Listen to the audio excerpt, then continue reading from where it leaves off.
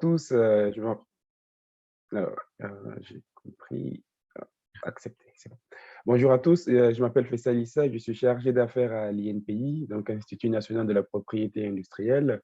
On est très connu, pour tout ce qui concerne, les protections de marques, de décès et modèles, et aussi, notamment par la protection de l'innovation technologique via des dépôts de brevets. Aujourd'hui, l'idée, c'est vraiment de vous donner l'objectif, de cette, formation, c'est, d'identifier vos créations déjà et surtout identifier les protections qui sont adaptées aux différentes, créations que vous avez, que ce soit logo, nom ou encore, innovation technologique. Très rapidement, alors vraiment très rapidement, vu qu'on n'a pas beaucoup de temps, on a à peu près 1 heure et demie à passer ensemble. Je vais vous laisser la parole à chacun d'entre vous pour présenter son projet, très rapidement. Prénom et projet, s'il vous plaît. Merci beaucoup. Alors, par expérience, je vais me permettre de distribuer la parole parce que sinon, je Ouais, sais que ça va vas-y. être un peu compliqué. Nirin Soa, si je prononce bien. Euh, Vous me voyez, vous m'entendez? Ouais, très bien. Oui, Ce que je vais vous proposer, c'est de, ouais, effectivement, votre projet, votre département aussi. Vous venez de plusieurs territoires. Et puis peut-être vos attentes. Voilà. Ok. Donc, moi, c'est Nirinsu Rajoresan. Je suis artiste coach, donc coach dans le domaine de la formation, formation vocale et en instruments, notamment la guitare et le piano. Je suis porteur du projet qui s'appelle Alefa Coaching. Donc, voilà, c'est une sorte de petite académie qui se monte. Je suis tout seul dans la création et aussi dans le montage de projets.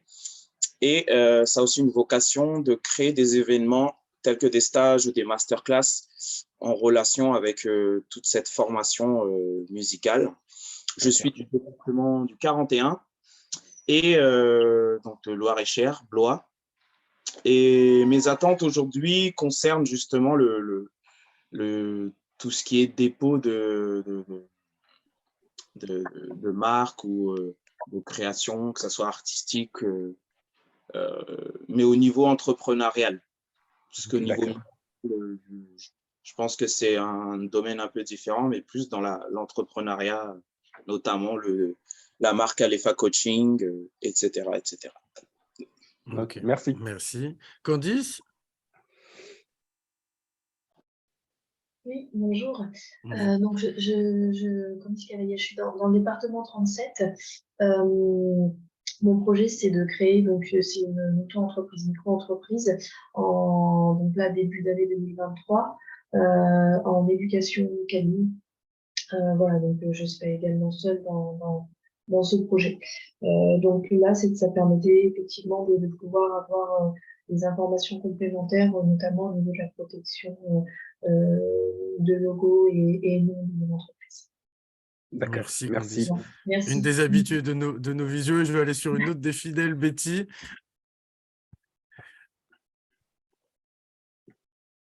Oui, bonjour à tous. Donc, je suis Betty, je suis sur le département du Cher du Haut-Châtelet. Je suis sur une création d'entreprise en maison d'hôte. Donc, justement, je participe à cette réunion pour savoir exactement comment protéger le nom de mon entreprise, la marque, etc. D'accord, Merci, merci. Betty. Coralie?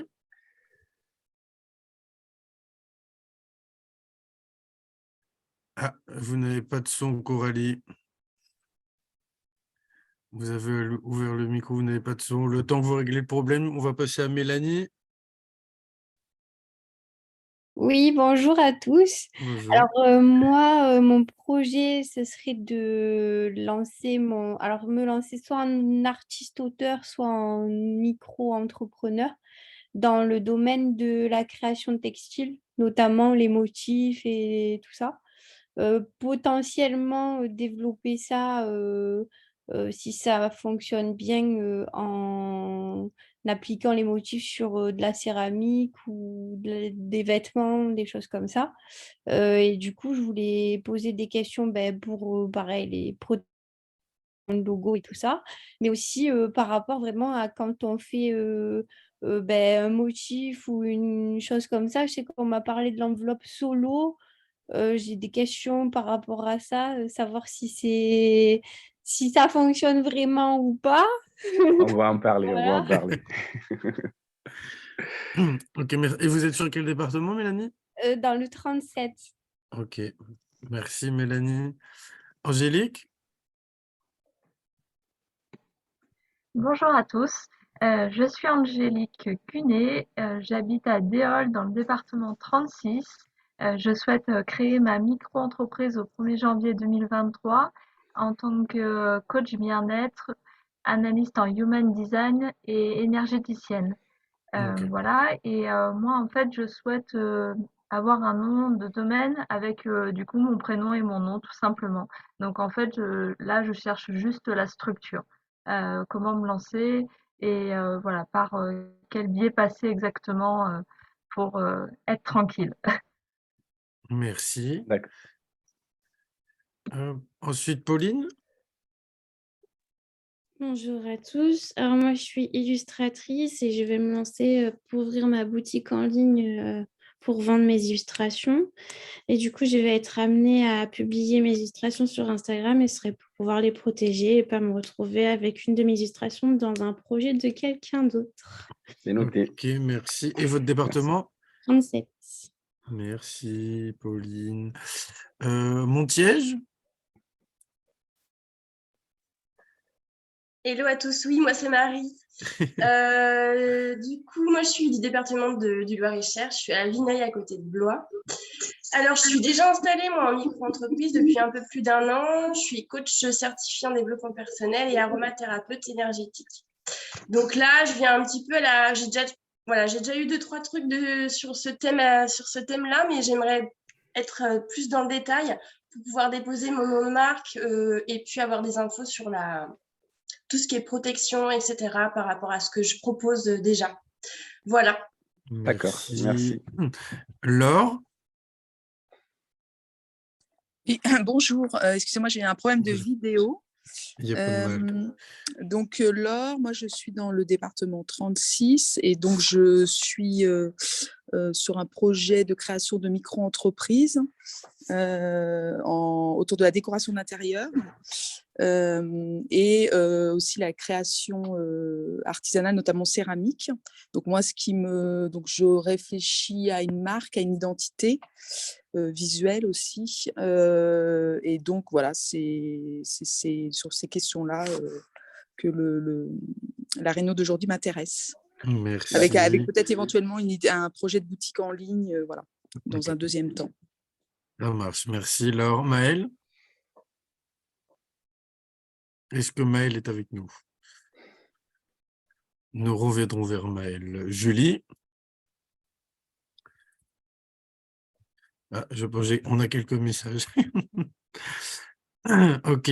Majda? Alors, C'est bon, on vous oui, entend. bonjour. Donc, Bonjour. moi, c'est Majda. Donc, moi, en fait, je suis praticienne bien-être. Je ne suis pas encore installée parce que je suis encore en formation avec BGE Touraine. Et moi, ce serait, j'ai déjà un nom de marque, j'ai déjà un logo. Et en fait, ce serait pour protéger parce que j'ai peur qu'on me pique. Voilà, mon logo et ma marque. Et j'aimerais me développer aussi. Donc, du coup, c'est pour ça que j'aimerais me développer et après avoir une marque de cosmétiques, etc. plus tard. Donc, c'est pour ça que j'aimerais savoir comment on protège notre marque à ce. Voilà. Ok, ça marche. Merci, Majda. Antoine, tu veux te présenter? Yes, Anthony, vous m'entendez? Ouais. Je mets ma cam aussi en même temps. Merci, Anthony. Antoine Soufiane, chef de projet CitéLab à Blois, dans le 41.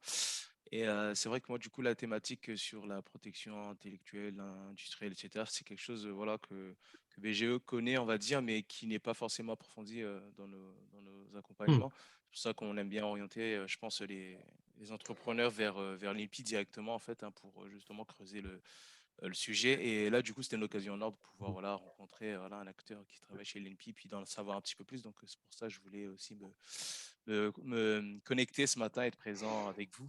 Et je te remercie, Anthony, justement. Ouais. Et tu as compris, Faisal, on t'annonce que les visios vont être régionales maintenant, vraiment. Hein. Oui, je vois ça, oui. On va ouvrir. C'est bien. Merci, Anton. Et peut-être Lidvine, pour finir, si vous nous entendez. Parfait. Oui, oui, je vous entends. Allez-y. Alors, hop. Donc, moi, je m'appelle Yvine, je suis en train de créer une entreprise. Et donc là, je suis en train de faire mon logo, ainsi que, donc, j'ai été intéressée pour voir au niveau de l'INPI pour pouvoir protéger mon logo. Et puisque je sais qu'il y a des droits, enfin voilà, il y a pas mal de petites choses à savoir avant de se lancer. OK. Et activité département? Oui, 18. 18, merci. Ok, ça marche. Alors, peut-être, on va retourner du côté de Maëlle, si elle peut se présenter. Sinon, n'hésitez pas à utiliser le chat, hein, comme l'a fait Jean-François, donc qui est sur le 37 et qui fait l'installation de kits solaires pour les particuliers. Puis Julie, qui a un projet dans le bien-être, location de locaux à plusieurs. Hop. Service administration et communication, pareil dans l'Indre-et-Loire. Bah, écoutez, merci pour vos présentations. Je te laisse reprendre la main, Faisal, et D'accord, OK. n'hésitez pas si vous avez des questions. J'en profite pour faire maintenant le partage d'écran. Dites-moi si vous voyez mon écran ou pas. Et c'est bon. C'est bon? OK. Alors, je vais juste passer à mon écran. C'est bon, vous voyez toujours? Oui. Oui. Parfait, merci. Ouais. Par contre, tu feras juste gaffe, là, on voit ton PowerPoint, on ne le voit pas en diaporama. Ah. Si tu veux le diapo, une fois que tu l'as lancé, il faut que tu fasses le repartage du diapo et pas que... Ouais, là, c'est bon, ça bouge. Impec. Faut que je fasse ça. Alors.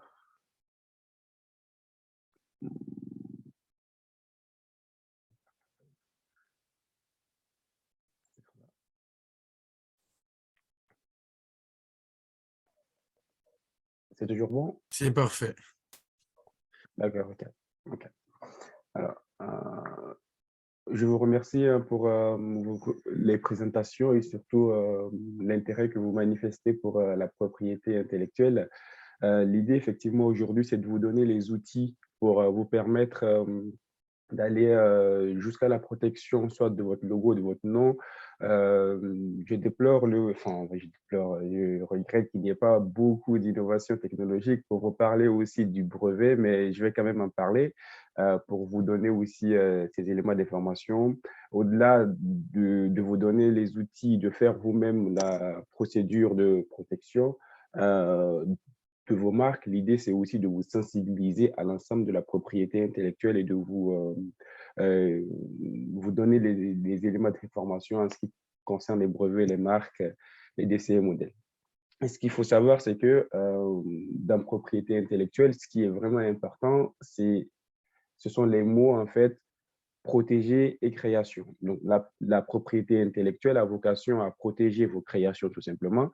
Et par protection ici, il ne faut pas entendre cette protection-là comme un bouclier ou autre. C'est vraiment une arme juridique que vous avez, que vous pouvez utiliser pour interdire l'exploitation de votre nom ou l'utilisation de votre nom par un tiers ou à l'inverse, autoriser cette exploitation-là, cette utilisation-là. Donc, vous avez à la fois un droit d'interdire si vous avez un monopole, parce que une fois que vous avez un titre de propriété industrielle, que ce soit un brevet, une marque ou un dessin, un modèle, ce que vous avez en réalité, c'est un monopole sur votre création. Et qui dit monopole dit donc forcément droit d'interdire et aussi droit d'autoriser. Donc, c'est vraiment ça ce qu'il faut entendre par la protection. Donc, vous pouvez à la fois interdire et autoriser l'utilisation de votre nom, l'autorisation qui peut se faire via une licence d'exploitation, par exemple sur la marque.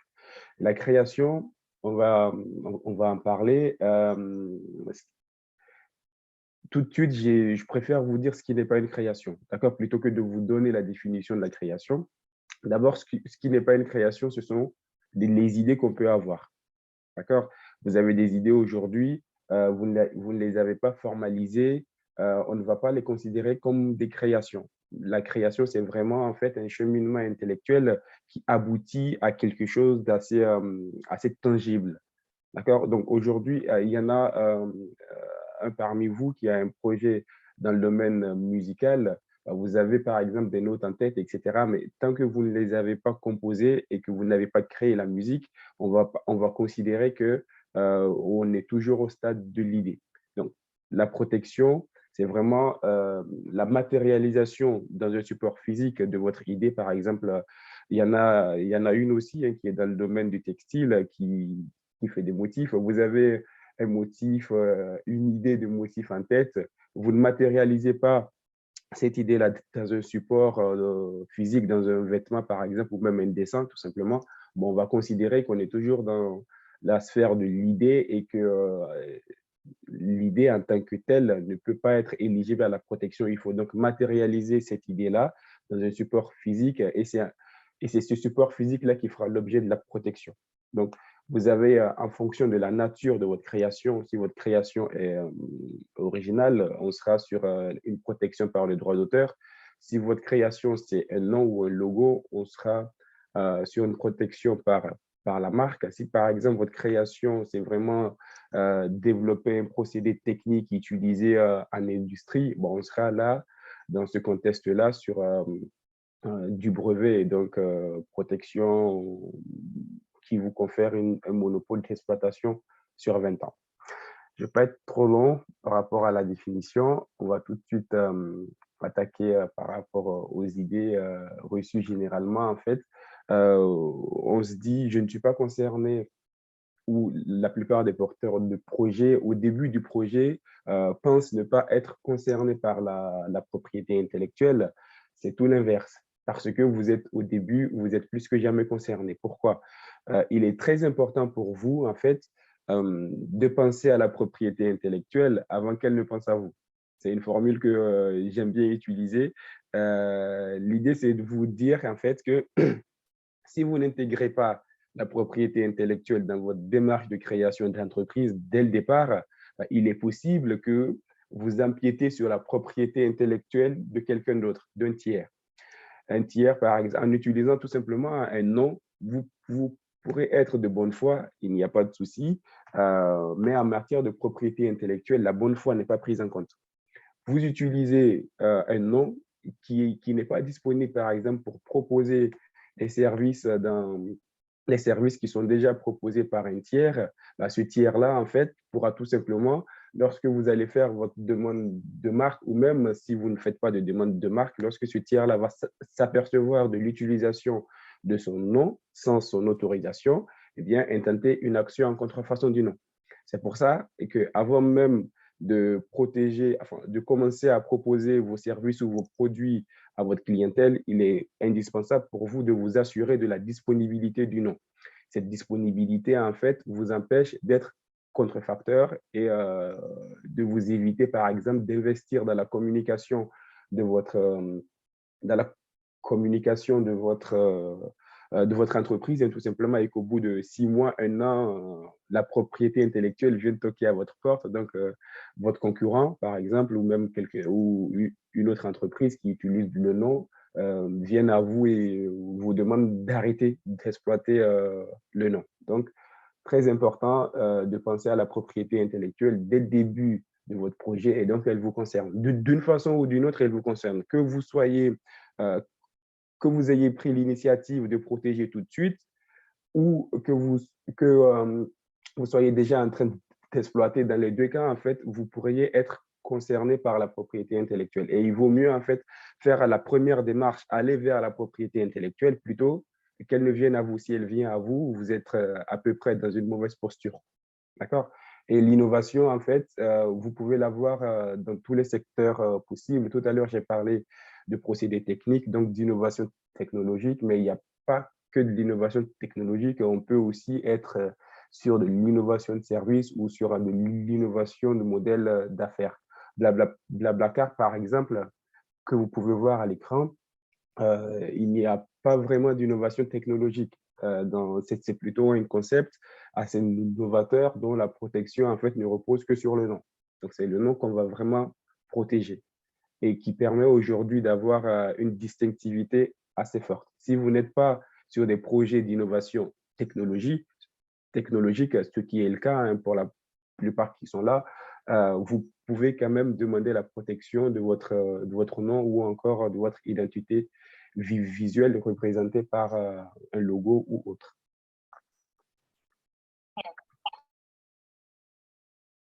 Oui, j'ai cru entendre une voix. Non, t'inquiète. Ok, Des interférences. d'accord. Ok. Alors, la propriété intellectuelle, vous pouvez en fait l'utiliser à plusieurs fins.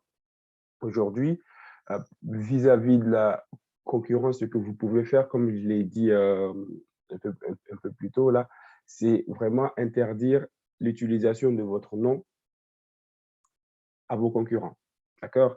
Et ça, vous ne pouvez le faire que si vous avez la possibilité d'agir en contrefaçon du nom, en contrefaçon de marque. Donc, le dépôt de marque que vous allez faire auprès de l'INPI, par exemple, vous donne monopole sur votre nom, ce qui vous donne en fait le droit tout simplement d'interdire à vos concurrents d'utiliser votre nom sans votre autorisation. Au-delà de cette capacité ou de ce droit à interdire là, vous avez aussi, dans le cadre tout simplement de partenariat, la possibilité de valoriser votre nom. Aujourd'hui, vous êtes en partenariat avec d'autres structures. Le fait d'avoir un nom protégé ou si on est sur de l'innovation technologique, le fait d'avoir un brevet dénote fortement de votre sérieux. D'accord? Et donnera peut-être un peu plus envie à vos partenaires de continuer à avoir des relations partenariales avec vous. La marque, c'est aussi, pas que la marque, hein, le titre de propriété intellectuelle ou industrielle en général, c'est aussi un outil de communication. Aujourd'hui, vous allez dans un magasin, vous avez deux produits qui se valent. Hein.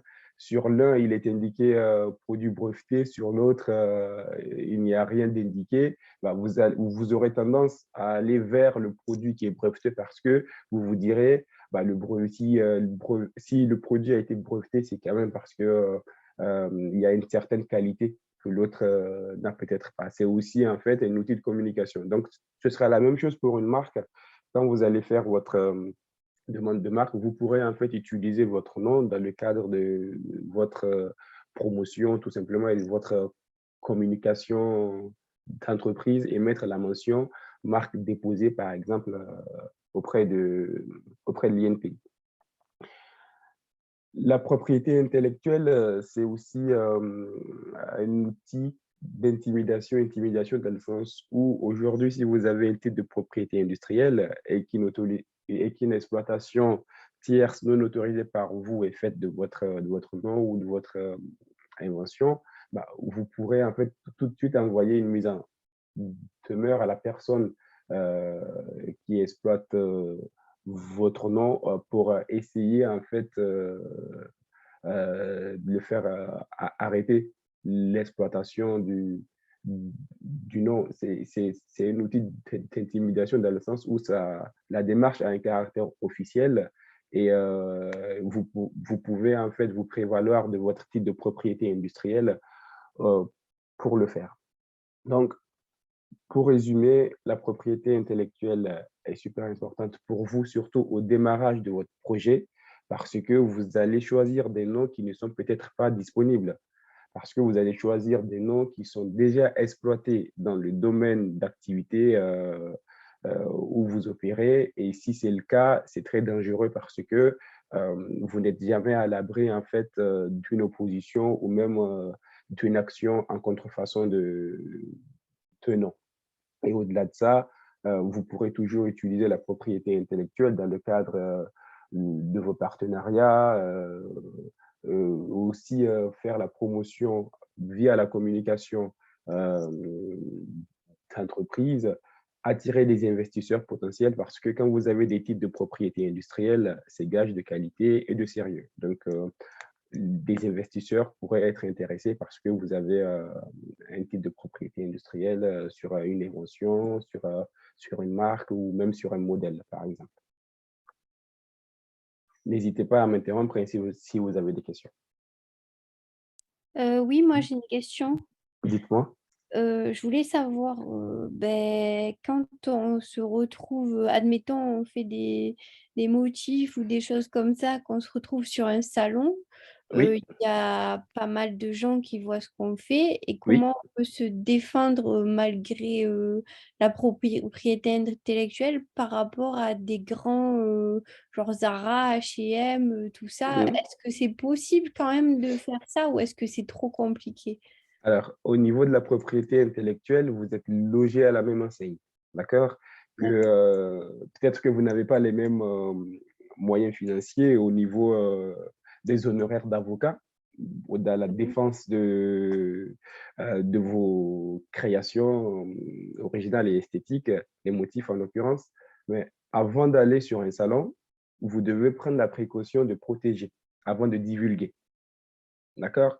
Donc, la première démarche à faire, c'est de vous assurer d'avoir une protection avant toute présentation publique. D'accord? Donc, Ok. si vous avez une protection avant de participer à vos salons, et même si un géant de votre domaine récupère votre motif à l'identique, ou même par très forte similarité, bah, vous allez pouvoir agir, même si derrière, vous n'allez peut-être pas avoir la puissance financière nécessaire pour faire face sur la durée parce que agir, c'est onéreux et c'est chronophage. D'accord? Mais du point de vue du droit, vous aurez des moyens d'action. Donc, D'accord, avant d'aller au salon, protégez-vous si aussi on est sur des motifs par un dépôt de dessin et modèle. d'accord, ok. Je continue. Comme je le disais à l'instant, votre idée, en tant qu'idée, en fait, elle n'est pas protégeable parce que les idées sont de libre parcours. Pour qu'elles soient protégeables, il faut les fixer dans un support matériel, que ce soit une machine, un dessin, une musique ou autre.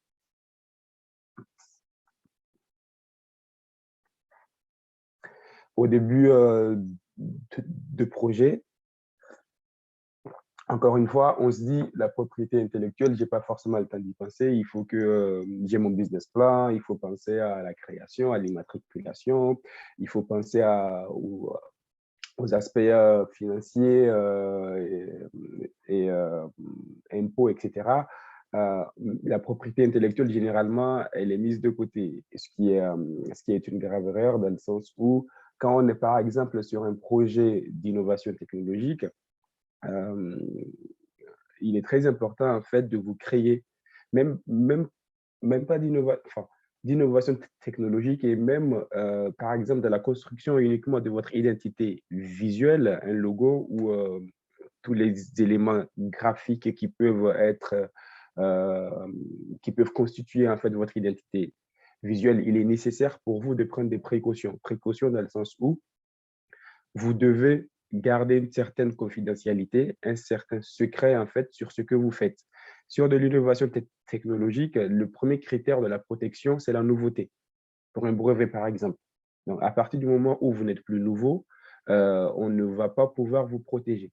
Donc, il est très important, lorsque vous avez recours à un graphiste ou lorsque vous avez recours à un bureau d'études pour mettre en place un procédé technique, bah, demandez à ce graphiste-là ou à ce bureau d'études-là qui fait votre procédé technique de garder le secret et conclure un accord de confidentialité avec ces personnes-là. Parce que si vous ne prenez pas la précaution de conclure ces accords de confidentialité et qu'il y a divulgation, bah, la nouveauté étant détruite pour un modèle, par exemple, on ne pourra plus vous protéger.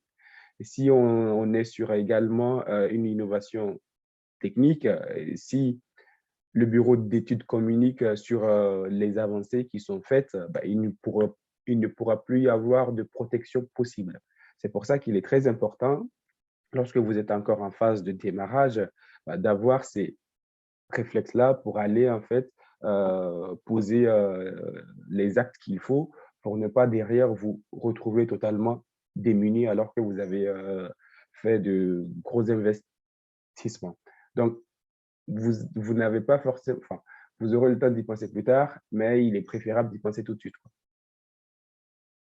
Je reprends l'exemple du graphiste qui va plus vous concerner que de l'innovation technologique.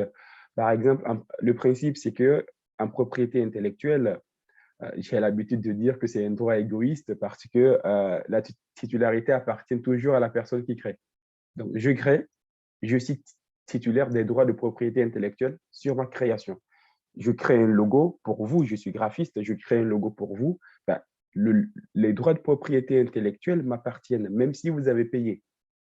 Si dans le contrat de prestation qui me lie à vous, il n'est pas prévu une clause de cession de la propriété intellectuelle, donc des droits d'auteur à votre bénéfice, ces droits d'auteur-là restent dans mon patrimoine personnel à moi.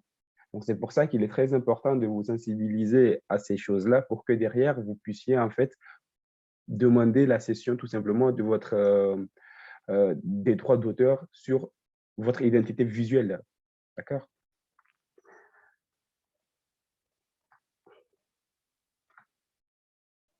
Là, vous avez une multitude d'innovations potentielles sur la droite. Je ne sais pas comment ça se présente chez vous. En tout cas, sur la droite, vous avez la partie colorée. En tout cas, vous avez en fait tout ce qui peut être protégé par la propriété intellectuelle. Vous avez les créations originales, une peinture, une sculpture, un dessin, une musique protégée, considérées comme étant des créations originales et donc protégées par des droits d'auteur. Vous avez les inventions qui sont forcément techniques. Quand on parle d'invention en propriété intellectuelle, on parle vraiment d'une solution technique à un problème technique. Donc, on est vraiment dans l'innovation pure et dure. Et là, ce serait du brevet. Les signes distinctifs, ce sont les marques. Il peut s'agir de logos ou encore de nom ou des deux, en fait. Vous pouvez avoir une combinaison tout simplement de nom et de logo. C'est possible aussi. Les dessins et modèles qui sont protégés enfin, vos créations esthétiques qui sont protégées par un dépôt de dessins et modèles. Et vous avez aussi les bases de données qui peuvent être, si elles sont présentées de façon originale, qui peuvent faire l'objet d'une protection également. Pour vous, tout à l'heure, je l'ai dit, mais juste pour m'assurer que vous suivez très bien, pourquoi est-ce qu'une idée ne peut pas être protégée? Là, vous avez les idées dans la partie non colorée. Est-ce que vous pourriez me dire pourquoi est-ce que l'idée ne peut pas être protégée en tant qu'idée? Parce que quand on a une idée, si on ne la met pas en forme et qu'on ne la matérialise pas, ben, dans ces cas-là, elle n'est pas protégeable. Parfait, vous suivez très bien, merci. Par rapport aux découvertes, pourquoi selon vous est-ce qu'on ne peut pas protéger des découvertes?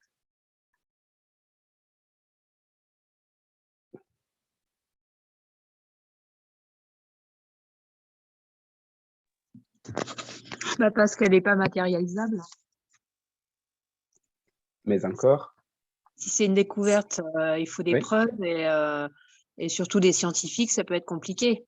Quand on découvre, il faut tout un processus de création et de mise en matière et en matérialisation. Ça peut être par plusieurs personnes aussi, une découverte. Oui. C'est pas forcément une. Donc, c'est peut-être ça aussi qui fait que... Non. Alors, c'est plusieurs personnes qui découvrent en général, c'est pas une. C'est rare après que ce soit une. N'oubliez pas qu'au début, je vous ai dit que la propriété intellectuelle a vocation à protéger les créations. J'insiste bien sur le mot création. Une découverte, ce n'est pas une création, en fait. Exactement, c'est ça. Une découverte, ce n'est pas une création. Personne ne l'a créé, en fait.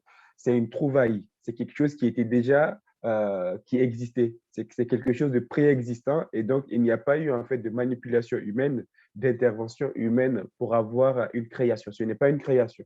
Et donc, on ne peut pas protéger une découverte. par le biais du droit de la propriété intellectuelle, parce que c'est déjà quelque chose de préexistant. Il n'y a pas de création, en fait.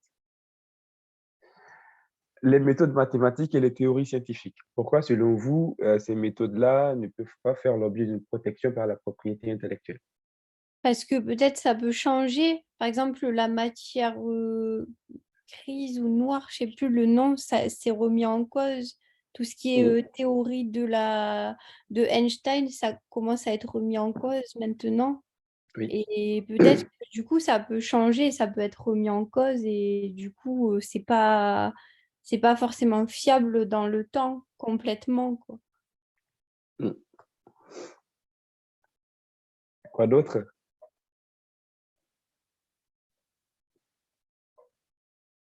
En fait, on considère que les méthodes mathématiques et les théories scientifiques ne peuvent pas faire l'objet de protection parce qu'elles doivent rester de portée universelle.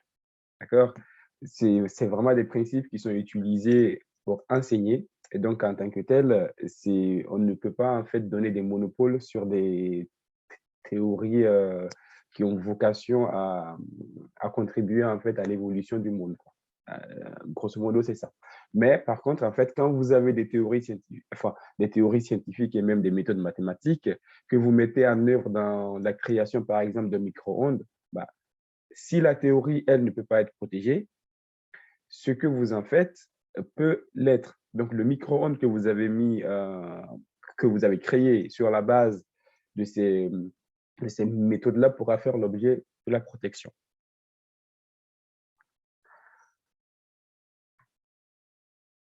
Alors, on poursuit.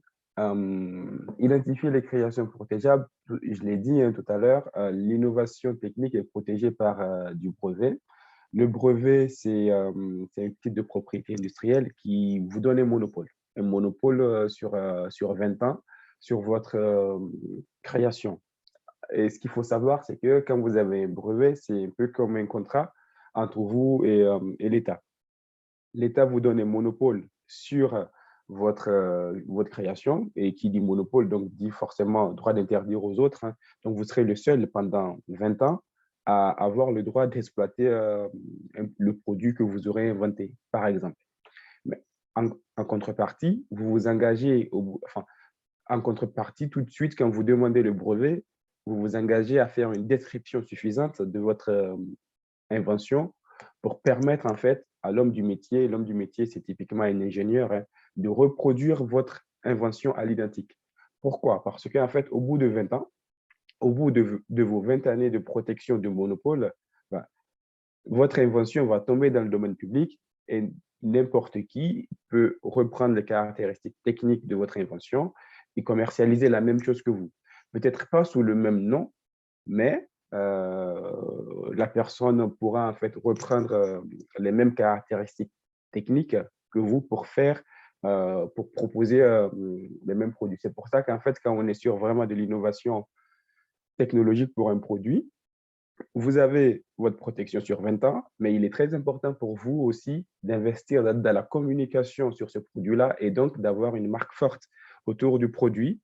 Et de cette façon-là, quand la technique va tomber dans le domaine public, donc accessible à tout le monde, vous pourrez en fait continuer à bénéficier de cette protection-là en fait via la marque.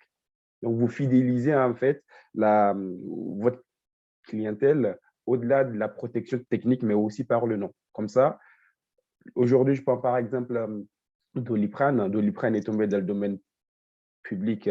Le principe actif du Doliprane est tombé dans le domaine public, la technique en tout cas. Mais aujourd'hui, le nom permet de fidéliser la clientèle. Donc, moi, je vais préférer, en allant à la pharmacie, du Doliprane, acheter la marque Doliprane à une marque nouvelle, mais qui utilise le même principe actif que Doliprane, tout simplement. Mais parce que Doliprane a eu 20 ans, par exemple, pour investir dans le nom et faire la promotion du nom. Donc, vous avez une protection sur 20 ans. 20 ans après, votre technique tombe dans le domaine public, mais il est très important pour vous au préalable aussi d'avoir une vraie stratégie de marque. Comme ça, quand vous n'êtes plus protégé par le brevet sur la technique, vous continuez quand même à l'être via la marque. Et la marque peut concerner à la fois le nom du produit, du service ou le nom de l'entreprise. C'est selon la façon dont vous vous organisez en interne. La dénomination sociale peut faire l'objet d'une protection par la marque, le nom de produit aussi ou le nom du service également. Parfois, vous retrouvez les mêmes noms hein, pour la dénomination sociale et aussi pour le nom de produit ou de service, mais parfois, vous pouvez avoir des noms aussi différents. Et sur les décès et modèles, ce qu'on va réellement protéger, c'est l'apparence esthétique. C'est vraiment le visuel. C'est le visuel qu'on protège en faisant un dépôt de décès et modèles auprès de l'INPI. Des questions? Du coup, Jean-François, il nous demandait, il fait en fait, vous êtes un peu les concurrents de la SACEM. On n'est pas des concurrents de la SACEM. Pourquoi est-ce qu'on n'est pas concurrent de la SACEM? Parce que la musique est protégée. Dans une musique, vous avez en fait généralement 3 éléments. Vous avez les paroles qui sont écrites par un auteur, vous avez la musique qui est faite aussi par un auteur. Parfois, c'est la même personne, parfois, c'est des personnes différentes. Vous avez aussi l'artiste-interprète, par exemple, qui donne vie aux paroles et à la musique. D'accord? Donc, on est vraiment sur une création originale. Et sur les créations originales, vous n'avez pas besoin de faire une procédure auprès de l'INPI pour obtenir une protection. C'est du droit d'auteur. La protection, elle naît du simple fait de la création. Donc, vous êtes dans votre studio aujourd'hui, vous créez votre musique où vous écrivez les paroles de votre chanson, où vous avez de facto, en fait, les droits d'auteur qui naissent, sans passer par l'INPI. Vous n'avez pas besoin de faire une procédure pour obtenir un titre de propriété intellectuelle sur votre création originale. D'accord? Donc, on n'est pas vraiment en concurrence avec la SACEM. La SACEM, c'est un organisme de gestion collective de droits d'auteur. Ce que n'est pas l'INPI. L'INPI, en fait, a vocation à délivrer des titres de propriété industrielle, brevets, marques, dessins et modèles. Donc, pour toute la partie musique ou même pour les créations dites originales, parce que l'originalité permet de protéger, le critère d'originalité permet de protéger les œuvres par le droit d'auteur. Oui. Puis la distinction, c'est aussi, je le rappelle quand même, mais l'INPI est la structure publique de protection. La SACEM reste un organisme privé à but non lucratif pour faire reconnaître les droits des compositeurs, des auteurs, des artistes, etc. Donc, on est sur deux fonctions totalement différentes aussi, de par leur statut et puis la nature de leur activité. Et surtout que la SACEM, ce qu'elle gère, c'est vraiment la rémunération des auteurs aussi, alors que l'INPI n'a pas vocation à rémunérer les auteurs, absolument pas. Voilà. Et c'est une question intéressante parce qu'elle me permet de vous dire que si vous êtes sur une création musicale, originale, et même un dessin, hein, tout simplement, un dessin est considéré comme une création originale. Vous avez des droits d'auteur qui naissent de facto, sans avoir besoin de faire une procédure auprès de l'INPI. Mais la difficulté pour vous, c'est de prouver que vous êtes l'auteur de la création originale. Comment vous prouvez que vous êtes auteur d'une création dans la mesure où il n'y a pas en fait de démarche officielle, il n'y a pas de titre de propriété intellectuelle sur votre création. Ce que vous allez faire, c'est vous ménager la preuve de la création, d'accord? En faisant par exemple un dépôt d'enveloppe solo auprès de l'INPI sur votre création, tout simplement. Donc, le dépôt d'enveloppe solo, je pense qu'il y a un des intervenants qui avait parlé de l'enveloppe solo. L'enveloppe solo, ce n'est pas une protection, d'accord? C'est vraiment un moyen probatoire. C'est un moyen qui vous permet de donner une date de naissance officielle à votre création. Donc, on est sur une création originale, les paroles d'une musique, par exemple, ou, ou un dessin, une sculpture, des motifs, on est vraiment sur de la création originale. Et de facto, vous êtes protégé par le droit d'auteur. Maintenant, pour faciliter cette protection par le droit d'auteur-là, il est recommandé de faire des dépôts enveloppe solo auprès de l'INPI, des dépôts enveloppe solo qui coûtent 15 € pour dater, pour donner une date de naissance à votre création. Est-ce que vous avez des questions par rapport à ça? Oui, moi Bon. j'en aurais une. Oui. Parce que dans le cadre de la création de logo, moi j'ai fait mon dessin par moi-même. Oui. Et que j'ai soumis à la graphiste pour Oui. qu'elle, effectivement, elle se pose. Donc, il aurait été mieux que je fasse d'abord une enveloppe solo. Ou même si je ne l'ai pas fait, de toute façon, c'est ce que je veux, c'est qu'elle me fasse effectivement la clause de cession des droits d'auteur sur mon dessin et la propriété du logo. Alors, on va procéder étape par étape. Vous avez fait votre dessin, C'est ça. d'accord? Et vous avez demandé à votre graphiste C'est ça. voilà, de le rendre un peu plus propre, on va dire. Exactement. Bah, de faire, oui. D'accord. Mais est-ce que déjà votre graphiste a réalisé le dessin sur la base de vos instructions? Est-ce que c'est vraiment une copie conforme de ce que vous avez fait que le ou la graphiste a réalisé? Bah, pour l'instant, elle est en cours. Elle est en cours et elle n'arrive pas à faire tout ce que je veux puisque c'est un peu compliqué. D'accord. OK. Bah, du coup, est-ce qu'il y a donc une dimension créative de sa part? Oui. Elle ne reprend pas uniquement ce que vous lui avez demandé de faire, elle crée vraiment quelque chose pour vous? Oui. OK. D'accord. Donc, si on est dans ce contexte-là, effectivement, elle est titulaire des droits d'auteur sur la création. Enfin, elle sera titulaire des droits d'auteur sur la création et il est très important pour vous de demander la cession des droits d'auteur une fois D'accord. l'œuvre créée. D'accord? D'accord. Maintenant, vous êtes titulaire des droits d'auteur parce qu'il y a un contrat, c'est très bien. Pour matérialiser cette titularité-là, étant donné qu'il n'y a pas de titre de propriété intellectuelle sur les droits d'auteur, bah, ce que vous pouvez faire, c'est déposer une enveloppe solo auprès de l'INPI pour dater officiellement la naissance de votre logo. D'accord. De cette façon-là, si jamais il y a une reprise du logo qui est faite par un tiers, bah, vous pourrez toujours en fait le prouver via votre enveloppe solo, qui dit D'accord. qu'effectivement vous êtes titulaire du logo depuis telle date, par exemple. D'accord. Donc là, effectivement, j'attends qu'on finisse le logo. Exactement. Suite à ça, je fais une déclaration de cession des droits d'auteur et après, je fais une enveloppe solo pour Et une protéger le enveloppe logo. solo pour dater la création du logo. D'accord. Bon, bah, D'accord? parfait.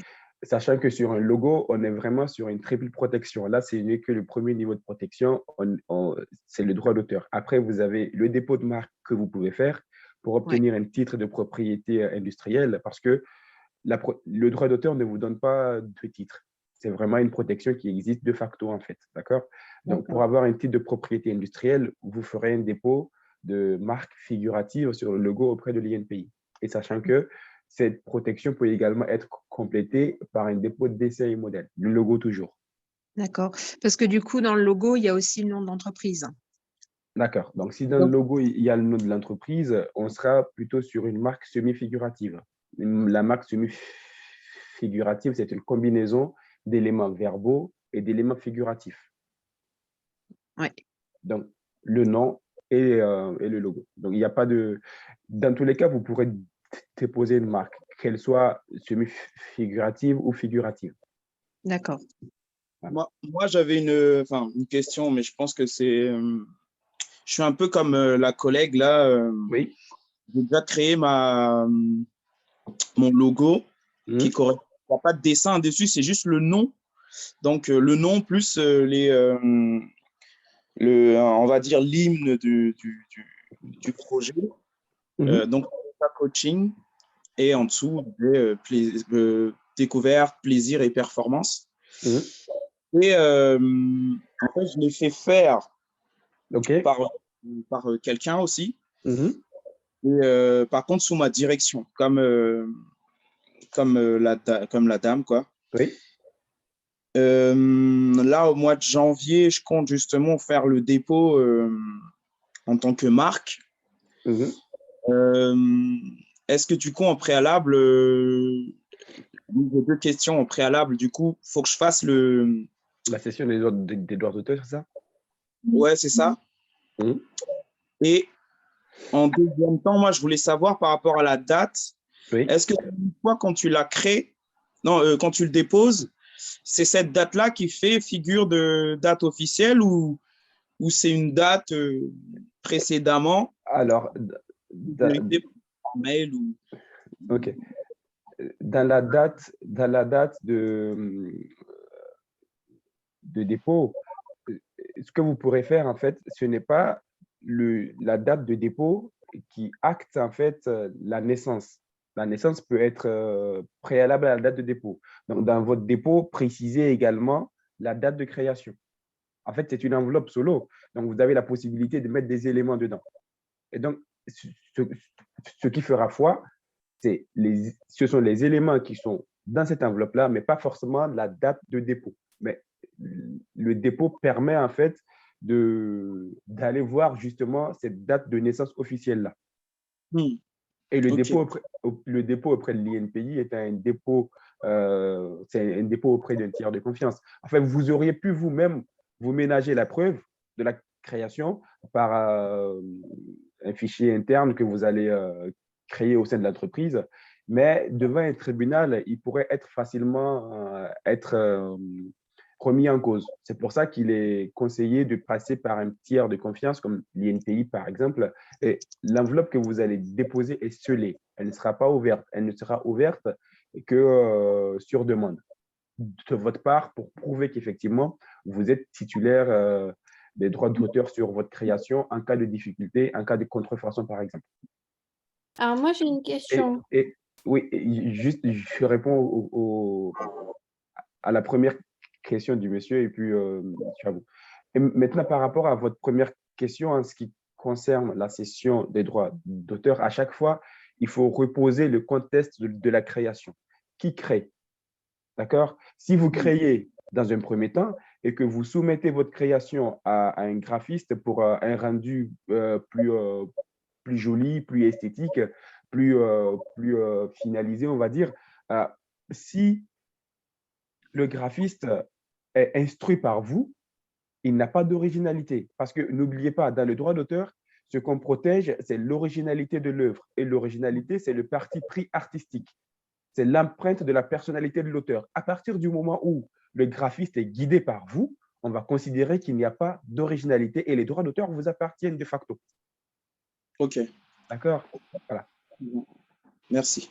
Je vous en prie. Oui, madame? Je voulais savoir si, par exemple, admettons, on dépose une enveloppe solo, Oui. admettons aujourd'hui, Oui. et dans 6 mois, on s'aperçoit que la création qu'on a fait, elle a été récupérée par quelqu'un. Oui. Mais que la personne, elle a déposé la création, alors que nous, on a juste fait une enveloppe solo. Oui. Qui a raison concrètement aux yeux de l'INPI et aux yeux de la loi? On est sur la même création, on est d'accord? Oui. D'accord. Et c'est une création que vous avez faite avant cette personne-là? Oui. Et ce qu'il faut prendre en considération, c'est l'antériorité la plus ancienne. C'est vous qui l'avez. Et même si cette personne-là fait un dépôt, si par exemple le logo, on part sur un logo, le logo est, vous avez fait un dépôt enveloppe solo de votre logo et que cette personne-là dépose le logo en tant que marque, vous avez la possibilité d'apporter la titularité antérieurement. Et donc, vous pourrez en fait vous opposer à l'enregistrement de la marque en tant que logo.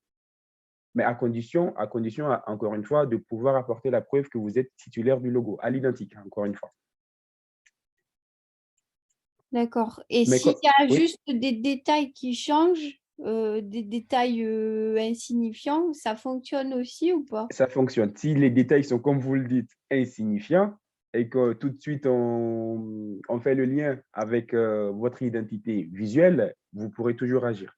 Et ça, on le verra notamment en abordant un peu plus tard, précisément, on fera un focus sur la marque. D'accord. Voilà. Donc, moi, j'ai une question aussi. Mhm. En fait, là, donc, j'ai deux questions même. Le dépôt d'une enveloppe solo, c'est la marque et le logo, c'est ça? Absolument pas. Genre, j'ai pas compris. Le dépôt d'une enveloppe solo, c'est vraiment pour la marque, dites-vous que la marque, c'est une procédure à part. Le Ouais, dessin et modèle, c'est une procédure à part. ouais, L'enveloppe solo, c'est également une procédure à part. ouais, D'accord? Et à chaque ouais. fois, on est sur des protections différentes. Le, le dépôt d'enveloppe solo, j'aimerais que vous reteniez cela, ce n'est pas une protection. Enveloppe solo n'est pas égal à protection. D'accord. D'accord? Enveloppe solo égale à moyen de prouver mes droits d'auteur. Point. Pas plus. C'est vraiment un moyen probatoire. Ça s'arrête là. Parce que la protection, si on est sur une création originale, la protection, elle naît du simple fait de la création. Vos droits d'auteur naissent automatiquement et vous n'avez pas besoin de faire une procédure, une démarche officielle auprès de l'INPI pour obtenir la protection. Mais il faut vous ménager la preuve de cette création-là, d'où le dépôt d'enveloppe solo, uniquement pour dater votre création. D'accord. Donc, en fait, on commence par déposer une enveloppe solo, c'est ça? C'est ça, si on est sur une D'accord. création C'est quoi en fait originale. les étapes? Ça, c'est ça ma deuxième question. Quelles sont les étapes pour justement protéger une marque? C'est dépôt d'une enveloppe solo. Après, la marque, parce que moi j'ai la marque et le logo ensemble. OK. La première démarche pour protéger une marque, encore une fois, ce n'est pas le dépôt d'enveloppe solo. D'accord? Ouais, La marque, en fait, quand vous dites marque, il y a plusieurs choses qui rentrent. La marque, ça peut être votre nom, tout simplement, sans le logo. D'accord? oui. La marque peut être juste un nom verbal. Mm. D'accord?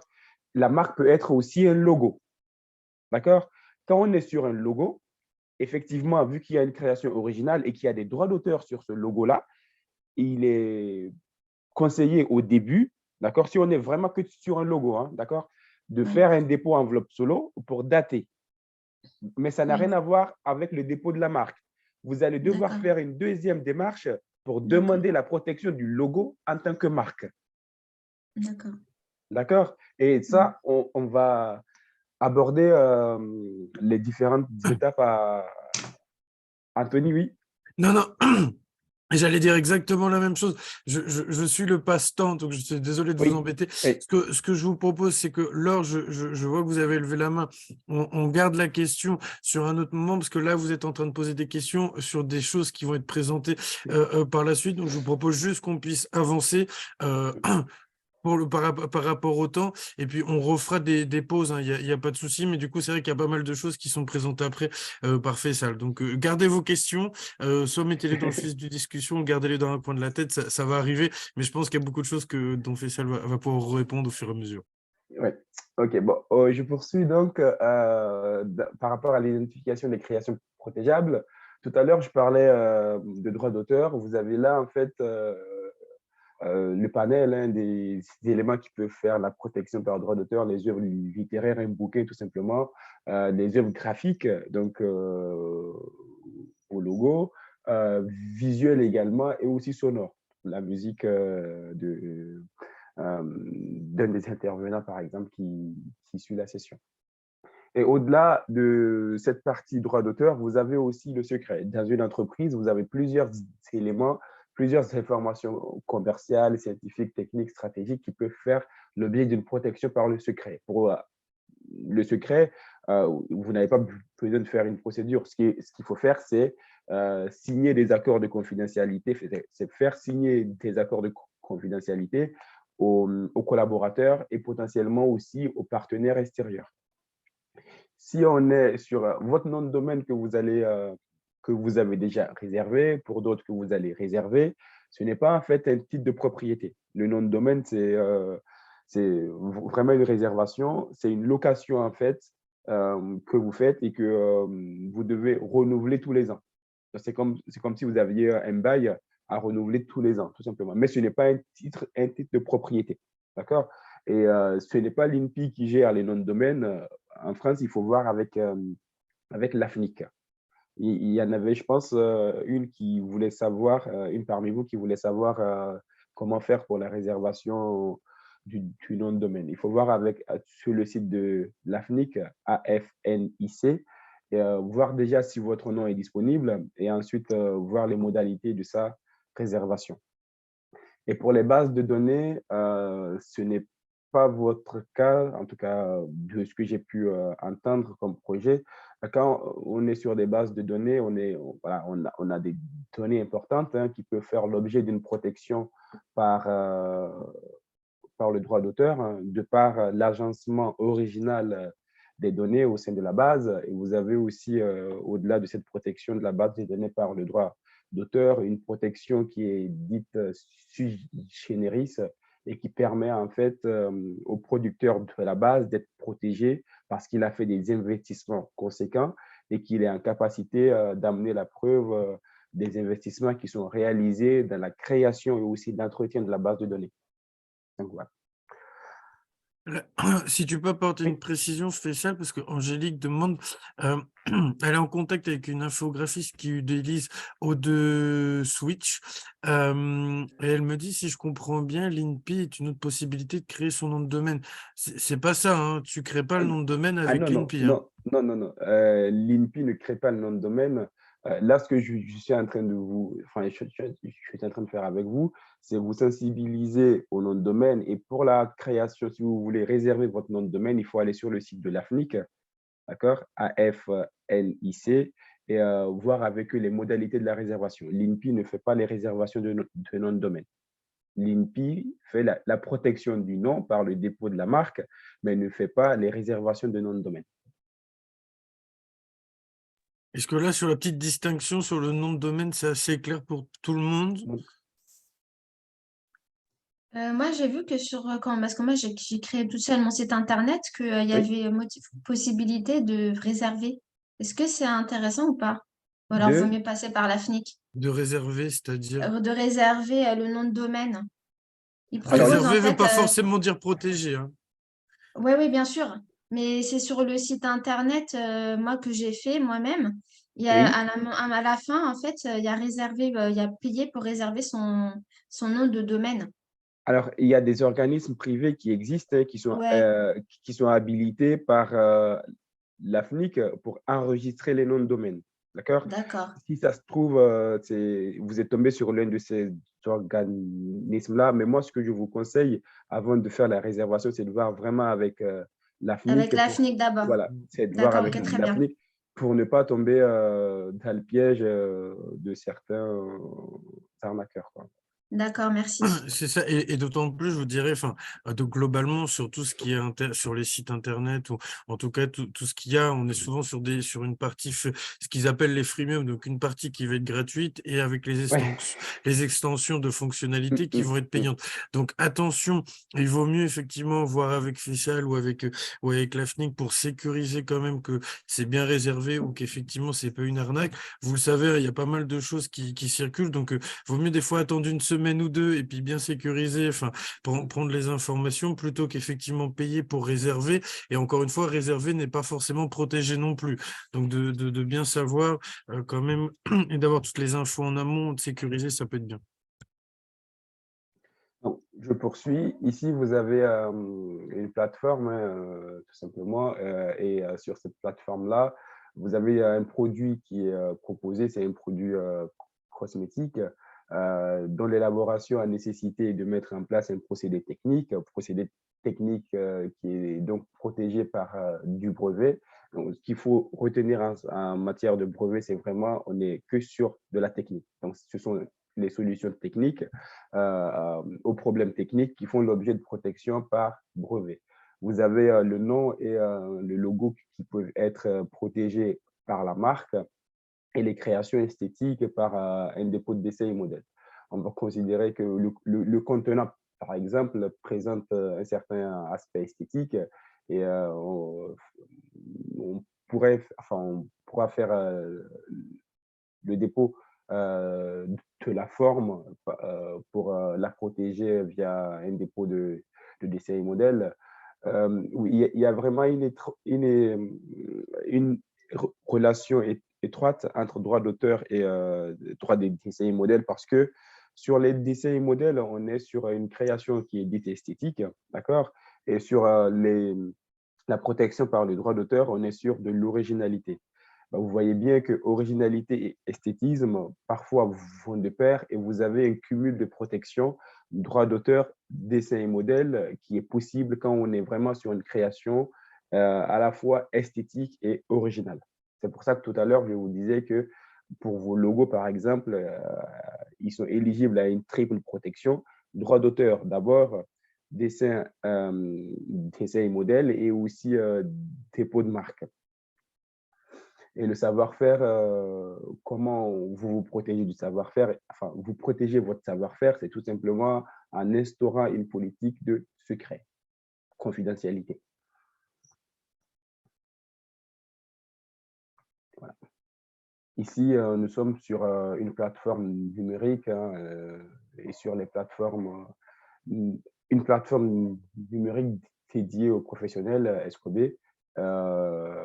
Et là aussi, vous avez tout un panel de choses qui sont protégeables par le brevet, les solutions techniques, la charte graphique ou l'interface graphique des icônes peut faire l'objet de protection par le droit d'auteur, mais aussi par le droit des dessins et modèles. Parce que la forme des icônes, par exemple des applications, ces formes-là peuvent faire l'objet d'un dépôt de dessins et modèles aussi, au-delà d'être protégées déjà par le droit d'auteur. Je vous rappelle que pour le droit d'auteur, vous n'avez pas besoin de faire une procédure pour obtenir un titre de propriété industrielle, mais à minima, vous ménagez la preuve de la création.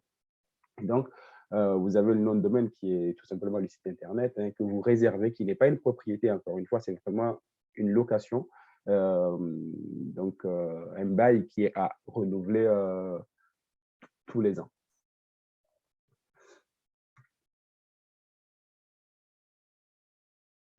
Par rapport aux conditions de protection,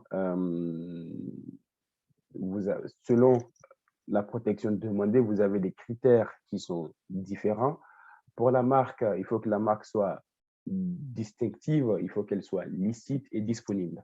Je ne vais pas m'attarder sur la marque parce que je vais revenir dessus un peu plus bas. Par rapport au dessin et au modèle, votre dessin ou modèle doit être nouveau et posséder un caractère propre. La nouveauté, c'est très simple.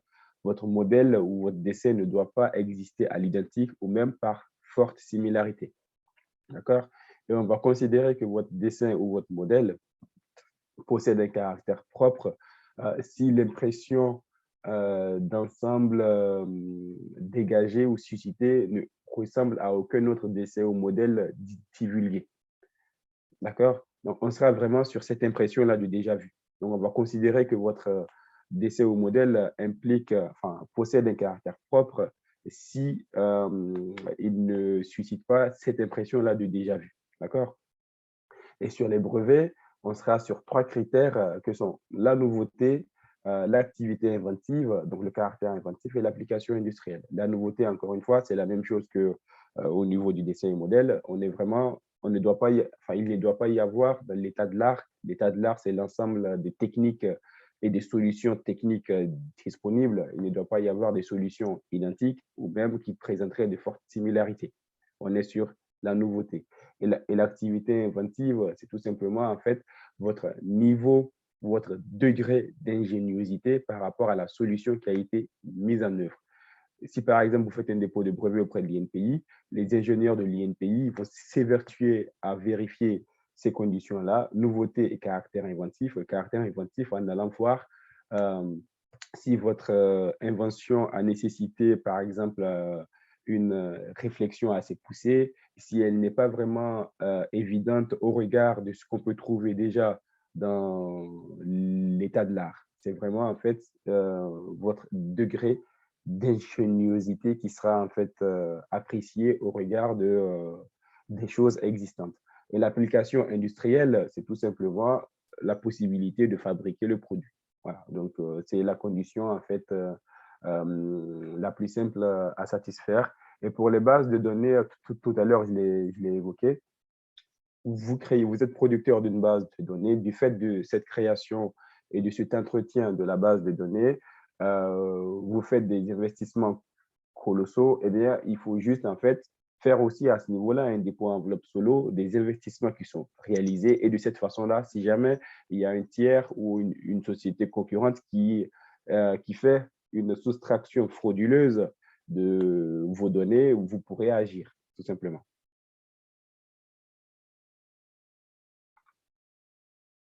Alors, nous allons attaquer une partie qui vous intéressera un peu plus, c'est les noms et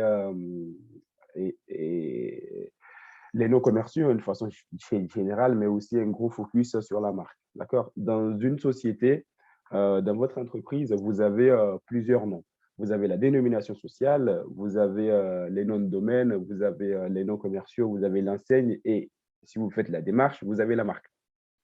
Ce qu'il faut savoir, c'est que quand on est vraiment sur des noms commerciaux, vous pouvez agir, mais vous ne pourrez pas agir en contrefaçon du nom. D'accord? Vous avez une dénomination sociale, un nom commercial, une enseigne ou même un nom de domaine. Ce que vous avez, en fait, c'est un nom commercial. Et ce nom commercial-là vous autorise à agir en concurrence déloyale, d'accord, contre tout tiers qui fait une exploitation du nom, sans votre autorisation. Et pour agir en concurrence déloyale, il vous faut apporter la preuve de l'exploitation sérieuse et intensive de votre nom commercialement. D'accord? Si par exemple, moi, je suis un concurrent et que j'utilise votre nom sans votre autorisation et que vous n'avez pas déposé de marque, je suis en faute.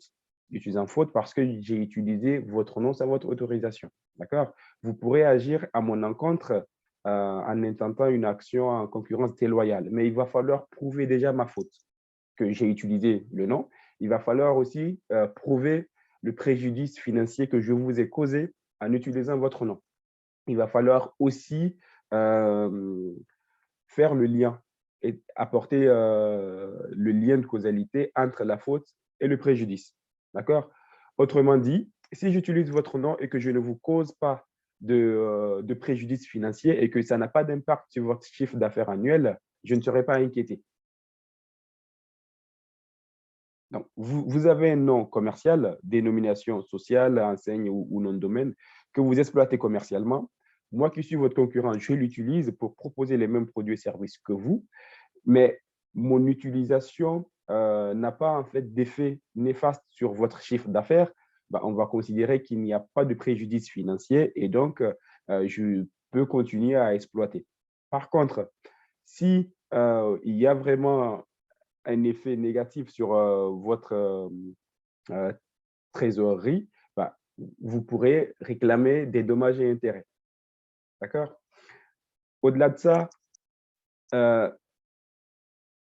les noms commerciaux, il faut vraiment les exploiter commercialement. Donc, vous ménagez la preuve par les factures, par exemple. Maintenant, pourquoi est-ce qu'il est intéressant d'avoir une marque? Là, tout à l'heure, je viens de vous expliquer que si vous n'avez qu'un nom commercial, il est très difficile pour vous, en fait, de museler la concurrence, tout simplement, si elle utilise votre nom. Si vous avez une marque, si vous faites la démarche pour obtenir un titre de propriété sur votre nom ou même sur votre logo, vous pourrez tout simplement, même si j'utilise le simple fait d'utiliser votre nom vous donne le droit d'agir en contrefaçon. Vous voyez bien, là, on n'agit pas en concurrence déloyale. La terminologie change. On agit en contrefaçon de marque, en contrefaçon du nom.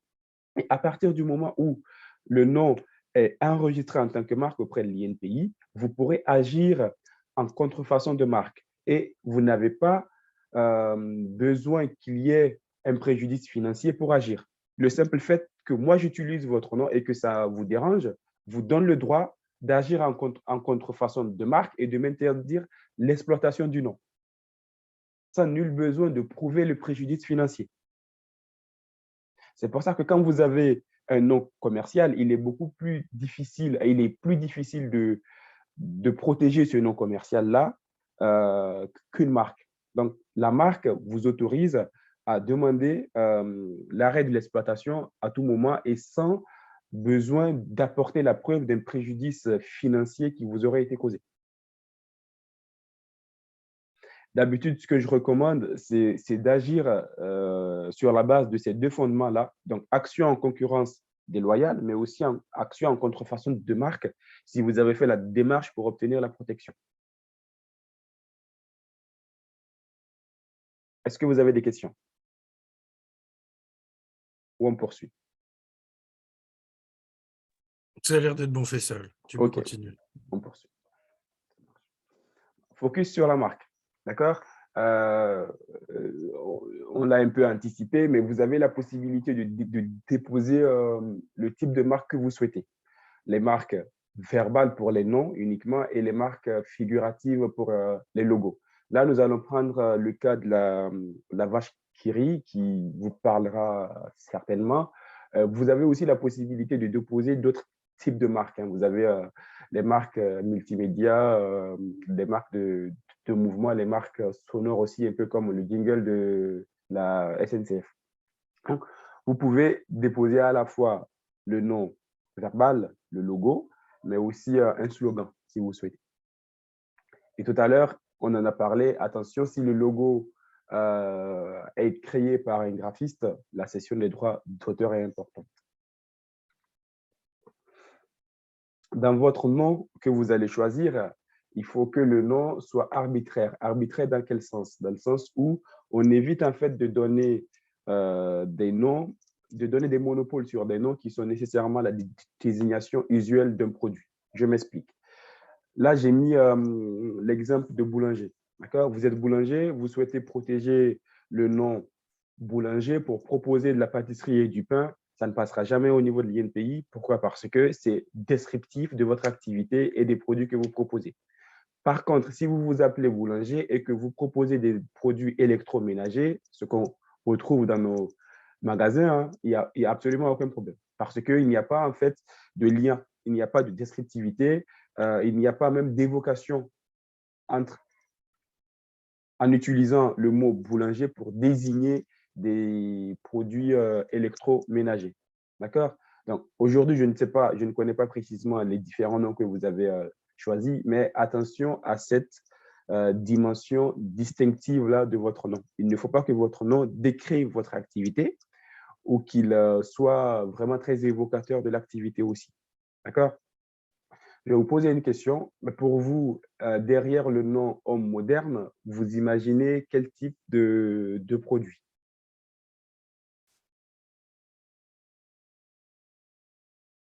Des vêtements? C'est à chaque fois la réponse que j'ai. Donc, vous voyez tout de suite, vous faites le lien entre homme moderne et vêtements. Et tout à l'heure, je viens de vous dire que si vous voulez que le nom soit distinctif, il ne faut pas qu'il soit descriptif, encore moins évocateur. D'accord? Donc là, homme moderne évoque des vêtements. Bon, dans l'analyse qui sera faite au niveau de la demande de marque pour homme moderne au niveau de l'INPI, si jamais homme moderne est demandé pour la classe 25 qui correspond aux produits textiles, ben, ça ne passera pas parce que c'est évocateur et donc non distinctif. Mais pour information, homme moderne a été enregistré pour du vin. Ah oui, d'accord. Vous voyez bien qu'il n'y a pas de lien. Oui. Voilà. Et en fait, c'est ça l'idée. C'est ce que vous devez, c'est cette réflexion-là que vous devez avoir quand vous allez vouloir protéger votre nom. Et au-delà du caractère distinctif, le nom ne doit pas être contraire à l'ordre public. Donc, chichon, par exemple, ça ne passe pas. Donc, tous les noms qui ont vocation à encourager vers la consommation de stupéfiants, le terrorisme, de façon générale, la contrariété à l'ordre public, ces noms-là ne passeront pas au niveau de l'INPI. Votre nom ne doit pas avoir aussi une visée trompeuse dans le sens où la qualité du produit ou même du service n'est pas à la hauteur de ce que vous vendez. Là, je vous ai mis l'exemple de Premier sur les matins, qui est une station radio qui a voulu déposer cette marque-là, mais la marque a été retoquée parce que, en fait, l'idée de cette station radio, c'était de dire qu'elle était la plus écoutée sur la tranche horaire du matin, ce qui n'est pas le cas. D'accord? Donc, dans votre nom que vous allez choisir, il faut éviter les noms qui sont également trompeurs. Mais du coup, par exemple, en design textile, il y en a beaucoup qui mettent design ou motif dans leur nom, Oui. mais ça évoque l'activité en soi. Alors, Mhm. est-ce que ça fonctionne ou pas finalement? Est-ce que... Alors, si vous ne faites que du design et que vous mettez design uniquement, ça ne passera pas. Après, si vous faites du design et que vous mettez votre prénom, par exemple, ou même un autre nom hein, qui n'a rien à voir avec le design, bah, on va considérer que la marque, c'est effectivement le nom plus design, mais lors de l'analyse de votre demande de marque, la distinctivité sera regardée uniquement par rapport au nom que vous aurez mis à côté de design, mais pas pour design. Parce que vous ne pouvez pas en fait avoir un monopole sur le mot design, ce qui reviendrait à vous donner le droit d'interdire à tous vos concurrents d'utiliser le mot design. D'accord. D'accord? Donc, dans le nom, il peut y avoir des éléments descriptifs, mais pas que des éléments descriptifs. D'accord? Ce Ok. sont, par exemple, les éléments non descriptifs qui seront regardés dans l'examen de la marque. D'accord. Mais toute la partie descriptive ne sera pas prise en compte. Donc, vous ne pourrez jamais agir contre un concurrent qui utilise le mot design pour proposer ses services. Par contre, si il utilise votre nom, votre prénom, par exemple, plus le mot design pour utiliser la même chose que vous sous votre nom, alors là, oui, vous pourrez agir parce que votre nom est repris. D'accord, ok. D'accord? Alors, par rapport au choix des libellés, quand vous faites un dépôt de marque auprès de l'INPI, ce qu'il faut savoir, c'est que c'est un binôme à chaque fois. Hein. Vous avez la marque, logo ou non, et vous avez de notre côté aussi les produits et services. Parce qu'une marque est protégée que pour des produits et services. D'accord? Ce n'est pas parce que vous faites un dépôt de marque que vous allez interdire à tous ceux qui souhaitent utiliser ce nom-là de l'utiliser. On va considérer que le nom est disponible. Si par exemple, vous êtes dans le design, moi je suis dans les logiciels, on va considérer que le nom est disponible pour moi. Vous l'avez enregistré en tant que designer, moi je l'enregistre en tant que concepteur de logiciels. On va considérer que, vu qu'on n'est pas dans les mêmes secteurs d'activité, il n'y a pas de risque de confusion dans l'esprit du public et dans ce cas-là, je peux utiliser votre nom. L'exemple que je prends souvent, ce sont les marques Montblanc. Vous avez Montblanc pour les crèmes dessert, Montblanc aussi pour des stylos. Vous voyez bien que vous n'irez pas acheter des stylos en substitution de crème dessert et inversement. Donc, il n'y a pas vraiment de risque de confusion dans l'esprit du public. Et quand vous faites votre demande de marque, vous désignez des classes. D'accord? Et il faut aller voir la classification internationale de Nice qui regroupe 45 classes de produits et de services pour voir précisément par quelle classe vous êtes concerné en fonction de votre domaine d'activité. Et par classe, pour la toute première classe, vous payerez 190 € auprès de l'INPI pour la demande de marque. Et pour les classes supplémentaires, au-delà de la première, vous payerez 40 €. Si par exemple, vous avez 3 classes, vous payez 190 € pour la première classe, plus 40, plus 40. Et un autre élément à prendre en considération dans le choix des classes, c'est qu'il faut éviter de choisir plusieurs classes que vous n'allez pas exploiter. D'accord? Parce qu'au bout de 5 ans, si vous ne faites pas une exploitation intensive sérieuse de l'ensemble du libellé que vous avez désigné lors du dépôt, vous n'êtes pas à l'abri d'une procédure en déchéance de marque pour défaut d'exploitation. Pas à l'initiative de l'INPI, mais à l'initiative des tiers.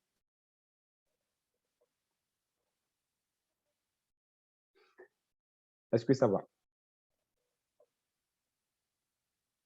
OK, ça va.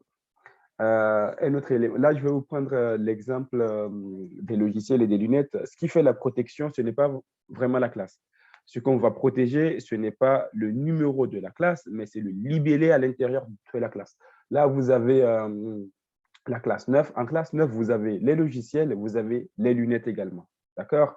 Si, par exemple, on considère qu'on a une marque intérieure qui est enregistrée pour des logiciels en classe 9, d'accord? Et que vous souhaitez vous lancer dans les lunettes, vous souhaitez utiliser le même nom de marque, vous pourrez utiliser le même nom de marque parce que il n'y a pas de risque de confusion entre les logiciels et les lunettes. Mais pourtant, vous êtes sur la même classe. D'accord? Donc, ce qui fait la protection, ce n'est pas le numéro de la classe, c'est vraiment le libellé que vous allez désigner au sein de cette classe-là. D'accord? À l'inverse, si on est toujours dans la même classe et en classe 9, toujours pour la même marque, mais et qu'on souhaite faire de la conception de logiciel qui, elle, est classée en classe 42, on est sur des classes différentes, d'accord? On est sur une même marque, mais il ne vous sera pas en fait possible d'enregistrer le même nom sous lequel on propose des logiciels, vous, pour faire de la conception de logiciels. Pourquoi? Parce qu'on va considérer qu'il y a une complémentarité entre logiciel et conception de logiciel, même si on n'est pas sur les mêmes classes. Donc, encore une fois, dans votre démarche, dans votre recherche de disponibilité, ce que vous allez faire, c'est aller regarder à chaque fois les libellés pour lesquels les marques sont protégées. C'est tout bon? OK, parfait. Et là, vous avez tout le panel des droits antérieurs qui peuvent être opposés à votre demande de marque. Vous avez déjà en première position les marques antérieures. Donc, une marque antérieure qui est déjà enregistrée peut vous être opposée dans le cadre de votre demande de marque. S'il y a un nom de société qui n'est pas protégé en tant que marque, le titulaire de ce nom de société-là peut s'opposer à votre enregistrement de marque, même si, encore une fois, il n'a pas procédé à un dépôt de marque. Les noms de domaine, les droits d'auteur, les noms utilisés commercialement, l'enseigne, entre autres, le droit de la personnalité, ce sont là vraiment, en fait, tout le panel de droits antérieurs qu'on peut vous opposer dans le cadre de votre demande de marque. Et encore une fois, l'opposition est faite par les tiers, pas par l'INPI. Quand vous allez faire votre demande de marque auprès de l'INPI, nous n'allons pas nous soucier du critère de la disponibilité. Ce n'est pas à l'INPI de faire et de vous dire que le nom est déjà pris. C'est à vous de vous assurer que le nom est disponible avant de faire la démarche de protection auprès de l'INPI.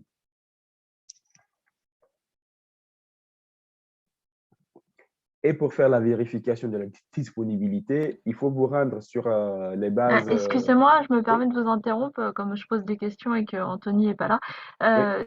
Du coup, où c'est qu'on va faire les recherches exactement? C'est sur cette slide-là. Ah, super, pardon, merci beaucoup. Parfait.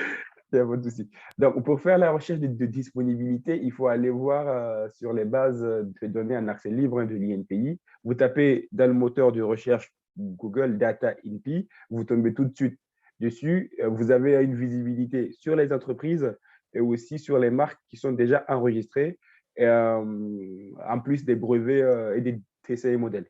D'accord? Donc, vous avez là, il ne faut pas vous limiter à Data INPI. Si vous pouvez aller sur d'autres sites spécialisés dans la recherche de dénomination sociale, il faut le faire aussi. Ce n'est pas forcément une recherche exhaustive, mais c'est vraiment une étape importante qui vous donne en fait une indication sur la disponibilité ou non de votre nom.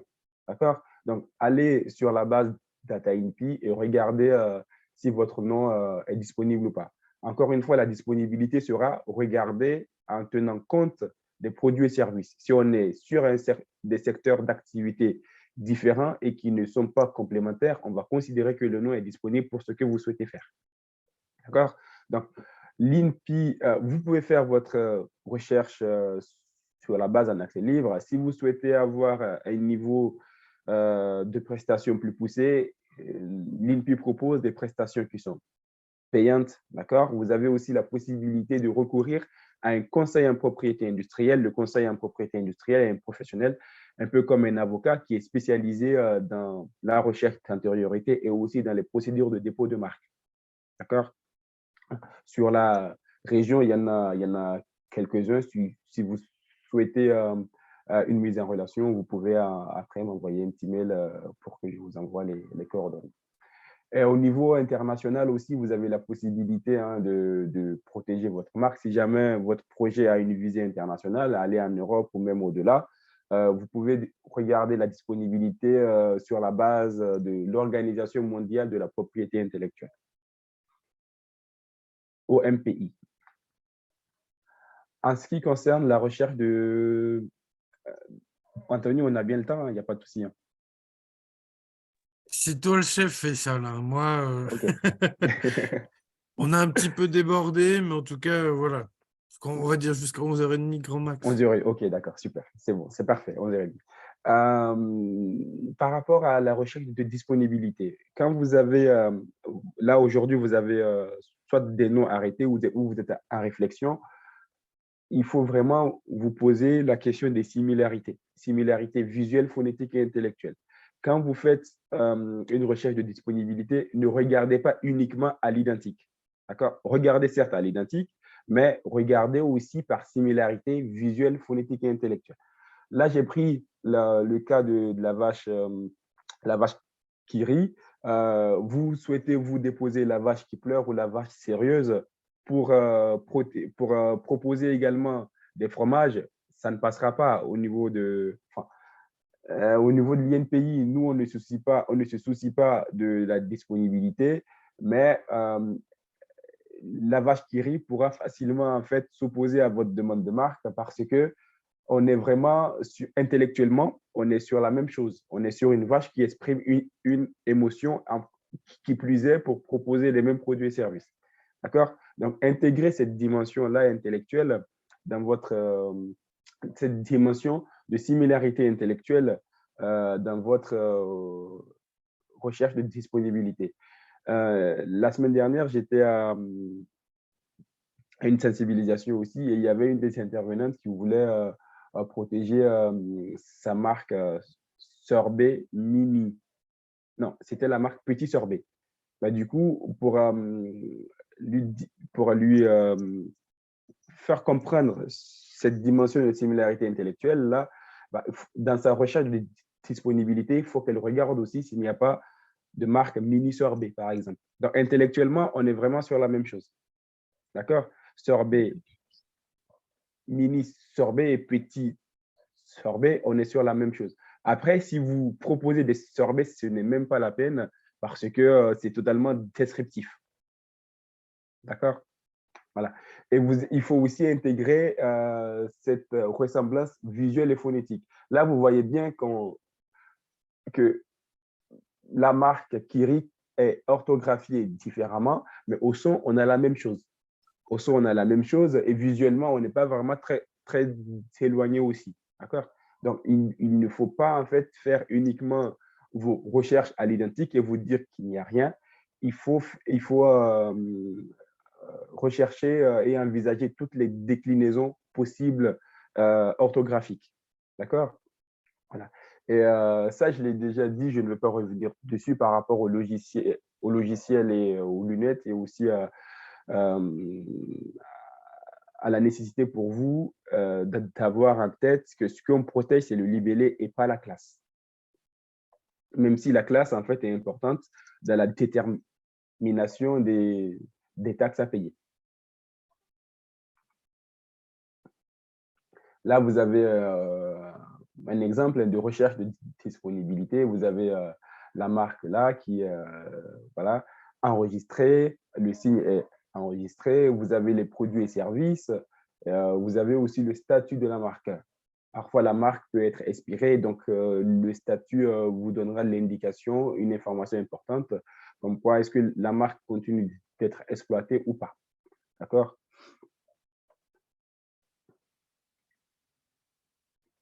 Alors, si vous souhaitez aller à l'international, il faut l'anticiper parce que dans les 6 mois qui suivent votre demande de marque, vous avez la possibilité d'étendre la protection à l'international, d'accord? Tout en bénéficiant d'un délai de priorité sur ces 6 mois-là.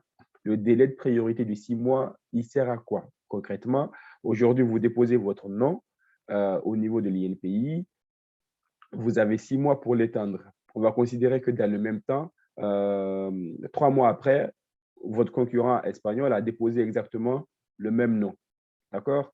Mais vu que vous avez déposé avant votre concurrent espagnol et que vous avez un délai de 6 mois pour étendre la protection à l'international et que lui n'a fait son dépôt que 3 mois après vous, bah, il ne pourra pas en fait vous opposer à votre demande de marque au niveau européen, par exemple. D'accord? Donc, c'est pour ça qu'il est très important en fait pour vous, si vous souhaitez aller à l'international, d'étendre la protection dans les 6 mois qui suivent le dépôt. Après, si vous ne le faites pas, cela ne veut pas dire que vous n'aurez pas de protection au niveau international, en Europe ou même au-delà. Mais sachez que la protection de la marque est territoriale et que si vous ne demandez pas la protection, par exemple en Espagne ou en Europe, vous n'êtes protégé qu'en France. Excusez-moi. Oui. Pardon, c'est juste une question, on n'a peut-être pas à voir forcément avec l'international, quoique ça peut être lié, mais c'est la date comment dirais-je, de quand on dépose une marque, donc logo, nom, peu importe, qu'est-ce qui compte en fait? C'est la date du jour du dépôt où il y a une validation par vos services et ça prend combien de temps? Enfin, vous voyez, on concourt de quelle date en fait? J'allais y venir. La date qu'on prend en compte, c'est la date de dépôt. Votre protection commence à partir de la date de dépôt et non à compter de la date d'enregistrement de la marque. D'accord?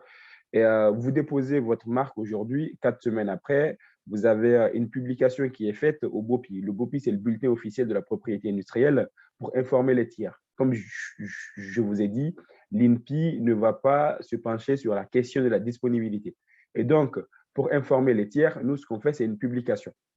On fait une publication au bulletin officiel pour permettre aux tiers d'être au courant et de pouvoir donc s'opposer dans un délai de 2 mois à votre demande de marque. D'accord? Et 3 mois plus tard, s'il n'y a pas d'opposition dans ce délai de 2 mois-là, la procédure d'examen va suivre son cours et au bout de 5 mois, en général, vous avez votre certificat d'enregistrement de la marque qui vous sera envoyé par courrier.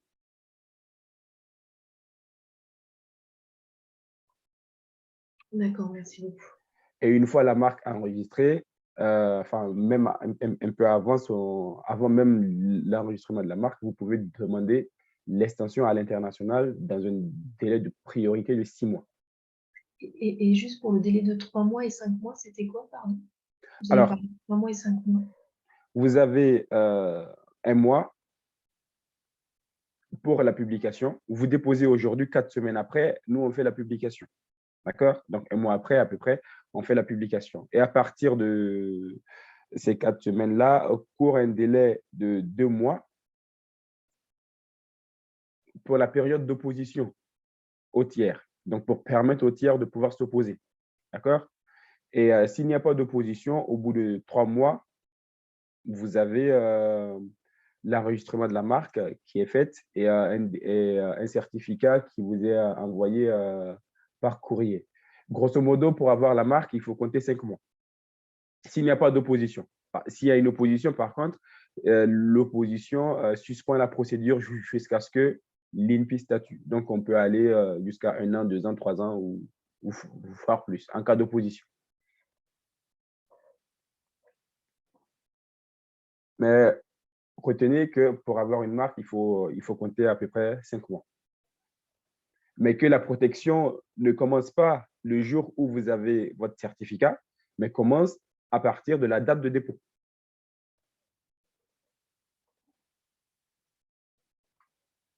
Excusez-moi, j'ai une question. Et la durée, en fait, de ce, Alors, la durée, de ce dépôt, c'est à vie ou... Ouais. Alors, ça pourrait être à vie, d'accord, à condition de renouveler tous les 10 ans. Quand vous avez une marque, votre marque est protégée pour 10 ans, mais à condition de, enfin, pour 10 ans, d'accord? Mais la marque peut être renouvelée indéfiniment à condition de ne pas manquer les échéances de renouvellement tous les 10 ans. C'est le seul titre de propriété industrielle qui est pérenne, d'accord, que vous pouvez renouveler indéfiniment. Pour les droits d'auteur, par exemple, c'est une protection de 70 ans post-mortem. D'accord? Pour les dessins et modèles, c'est une protection de 5 ans, renouvelable tous les 5 ans jusqu'à 25 ans. Pas plus. Et pour le brevet, c'est 20 ans. vous voyez bien que tous les autres titres de propriété industrielle sont limités dans le temps, sauf la marque, à condition évidemment de renouveler tous les 10 ans. Et quand vous avez… Autre Oui, question, pardon, c'est gratuit, qu'est-ce qui est gratuit? le dépôt? Le dépôt n'est pas gratuit. Tout à l'heure, je l'ai indiqué, quand vous faites un dépôt, vous désignez des classes, Oui, ok, d'accord? oui. Voilà. Ouais, Et les ce sont 190 euros. exactement 190 euros pour une première classe. Si vous en avez plusieurs, c'est 40 euros par classe au-delà de la première. Mais il n'y a pas d'autres Ah frais, non, non, il y a- non, non, non, c'est non, les non, seuls. non, Ok. non, non. Il n'y a pas d'autres frais, sauf si vous passez par un conseiller en propriété industrielle qui fera la démarche pour vous. Et là, c'est un professionnel libéral qui est libre de fixer ses tarifs. Mais sinon, vous pouvez faire la démarche vous-même.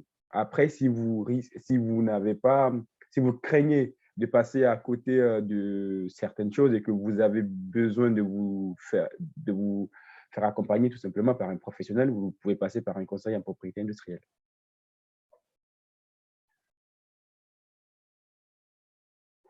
Une fois que vous avez votre marque qui est enregistrée, il faut veiller à la protéger, hein, tout simplement. Il faut la maintenir en vigueur. Il faut vous mettre des alarmes parce que l'INPI n'envoie pas des messages de renouvellement, des mails de rappel pour le renouvellement. Donc, 10 ans après, il faut vous rappeler qu'il faut protéger et renouveler la marque.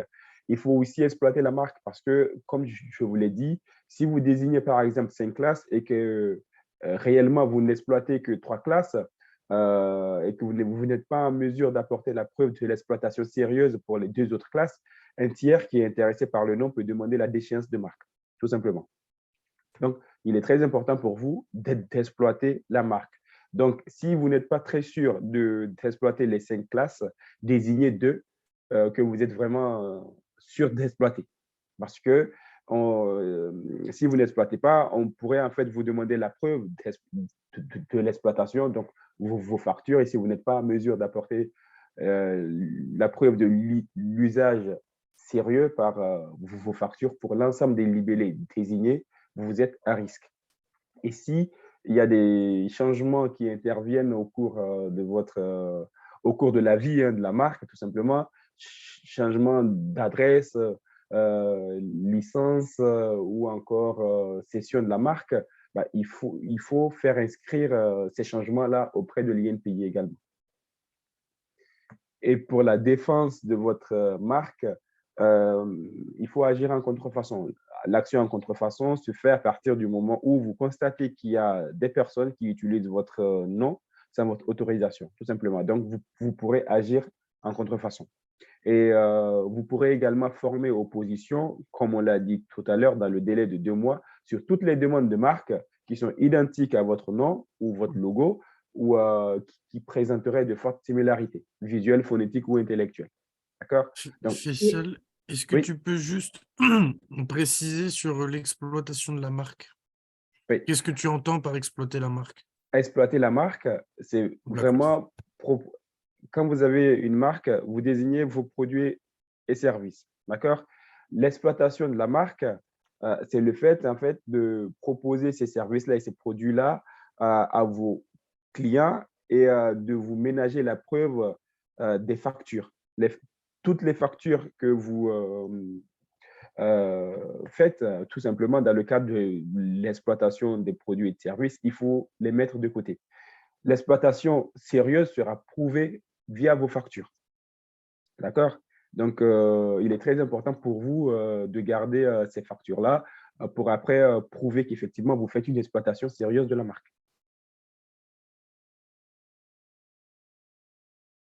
Et au-delà du délai du coup de 2 mois, s'il n'y a pas eu d'opposition faite pour le nom, du coup, il n'y a pas de… Comment C'est ça se passe? l'action en nullité. Là, vous l'avez en 3e point. En fait, vous loupez la période d'opposition de 2 mois, vous pourrez toujours agir en nullité. Donc, même au-delà des 5 mois, hein, on va considérer que vous avez déjà eu le certificat d'enregistrement de la marque. Si moi, j'estime avoir un droit antérieur à votre marque, je peux toujours agir en nullité de votre marque auprès de l'INPI. je loupe la période d'opposition, bah, ce n'est pas si grave que ça parce que j'ai mon droit intérieur et sur la base de ce droit intérieur-là, je demande la nullité de votre marque, tout simplement. Par contre, si je vous tolère pendant 5 ans, je ne pourrai plus rien faire. Et pour les changements, par exemple, le changement d'adresse, licence et tout ça, c'est payant d'inscrire ça auprès de l'INPI ou... Alors, les changements d'adresse ne sont pas payants. Par contre, en cas de licence ou de transfert, tous les changements qui ont un impact sur la jouissance de la propriété de la marque sont payants. Donc, cession de la marque, licence de la marque, mais les changements mineurs, changements d'adresse, par exemple, voilà, ce n'est pas un changement ce n'est pas une inscription qui est payante. Les seules inscriptions payantes sont celles qui ont en fait un impact sur la jouissance de la propriété de la marque. Donc, une cession de marque ou une licence d'exploitation de la marque au bénéfice d'un tiers.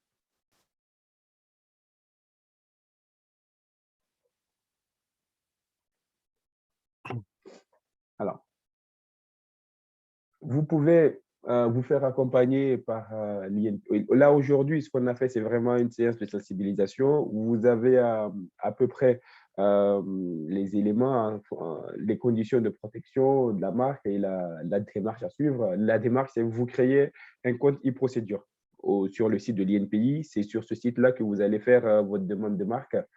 Après, si vous souhaitez avoir un accompagnement individualisé et personnalisé, vous avez la possibilité de nous envoyer des demandes sur notre adresse mail. L'idée, ce sera en fait de convenir de rendez-vous téléphonique ou visio pour faire le point sur votre projet, d'accord, et identifier ensemble les éléments qui paraissent, qu'il est indispensable pour vous de protéger avant le lancement même de votre activité.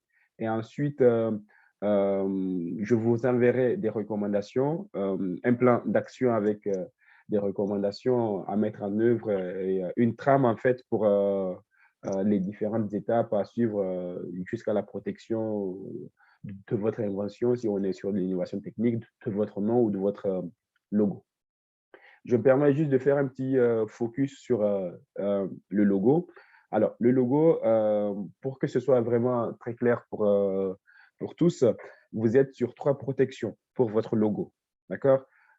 L'aspect original protégé par des droits d'auteur. Et pour le droit d'auteur, je le répète encore une fois, vous n'avez pas besoin de faire une procédure officielle, un peu comme la marque pour obtenir une protection, mais il est très important de vous ménager la preuve de la création via un dépôt enveloppe solo. Vous pouvez ne pas faire de dépôt enveloppe solo si, par exemple, vous publiez pour la toute première fois votre logo sur votre site Internet par rapport aux droits d'auteur. Cette publication sur votre site Internet-là vaut aussi datation. D'accord? Donc, voilà. Mais le dépôt auprès d'un tiers de confiance comme l'INPI, vous sécurisez un peu plus, quoi. Maintenant, ce droit, votre logo étant déjà protégé à la base par un droit d'auteur, si vous souhaitez avoir un titre de protection, et c'est ce que je vous recommande pour votre identité visuelle, pour la marque visuelle, vous ferez en fait un dépôt de marque figurative ou semi-figurative s'il y a des éléments verbaux dans votre logo auprès de l'INPI pour obtenir un titre de propriété industrielle marque, d'accord, qui vous protège pour 10 ans et protection qui est renouvelable indéfiniment, à condition, bien sûr, de ne pas manquer la date de renouvellement. D'accord? Donc, droit d'auteur, titre de propriété industrielle via la marque, mais aussi titre de propriété industrielle via le dépôt d'essai et modèle. Pourquoi un dépôt d'essai et modèle? Le dépôt d'essai et modèle vient en complément de la protection par la marque. Tout à l'heure, on l'a vu ensemble et j'attendais d'aborder les classes avec vous pour vous parler du essai et modèle. Votre marque, en fait, quand vous avez une marque figurative ou même verbale, elle n'est protégée que pour les produits et services que vous désignez.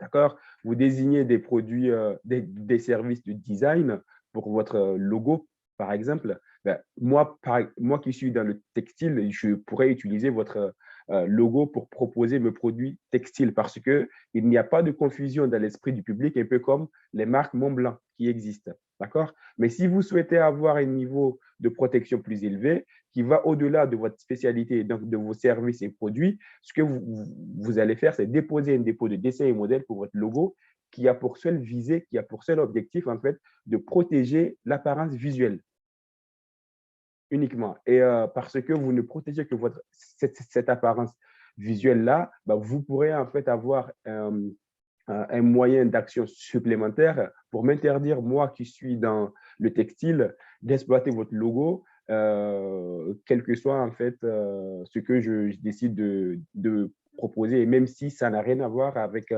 votre domaine d'activité. J'espère que je me suis fait clair. Oui, merci. Je vous en prie. Et là, je vais vous mettre en fait l'adresse mail, mon adresse mail, même si vous ne voyez pas mon nom, vous voyez plutôt Centre Val de Loire. Si vous envoyez un petit mail à cette adresse-là, ça arrivera directement dans ma boîte mail aussi, donc il n'y a pas de souci. L'idée, c'est, si vous souhaitez avoir un accompagnement personnalisé, m'envoyer un mail. Moi, je vous enverrai mes disponibilités pour convenir d'une visio. Et lors de cet entretien visio-là, l'idée, c'est vraiment de balayer votre projet et d'aller identifier les différents aspects qui peuvent être éligibles à la protection, soit par marque verbale, marque figurative, droit d'auteur, d'essai et modèle, et même par exemple, quand vous avez recours à un prestataire, quelles sont en fait les mesures à prendre et les réflexes à avoir quand vous allez vers un prestataire externe, que ce soit prestataire informatique ou même dans le domaine graphique ou autre. Et donc voilà. Je vous remercie. Et je fais toujours le parallèle avec l'accompagnement BGE, mais effectivement, des fois, on vous dit il faut détailler un petit peu, etc. Même pour des projets qui ont l'air simples ou qui sont juste des micro-entreprises, etc. Là, vous voyez que sur un certain nombre de sujets qu'on traite tout au long de nos visios et notamment sur l'INPI, l'intérêt de bien détailler avant de prendre contact avec Faisal, c'est pour que lui, il aille aussi tout le check de ce qui peut éventuellement être protégeable ou non, ou en tout cas qu'il puisse vous accompagner le mieux possible. Et donc, du coup, vachement important de pouvoir détailler effectivement tout votre projet. Effectivement, Jean-François, complexe et passionnant. Donc, c'est pour ça que plus il y a le détail, plus ça facilite le travail de tous les interlocuteurs pour pouvoir vous orienter au mieux. Voilà, donc n'hésitez pas j'allais dire, à travailler un peu plus sur vos projets et avec vos conseillers BDE. Et puis, si vous avez plus de questions, on est à peu près dans le timing de 11h30 puisqu'il est 29. Après 2 heures, je vais vous souhaiter une bonne matinée. Je vous renvoie effectivement les renseignements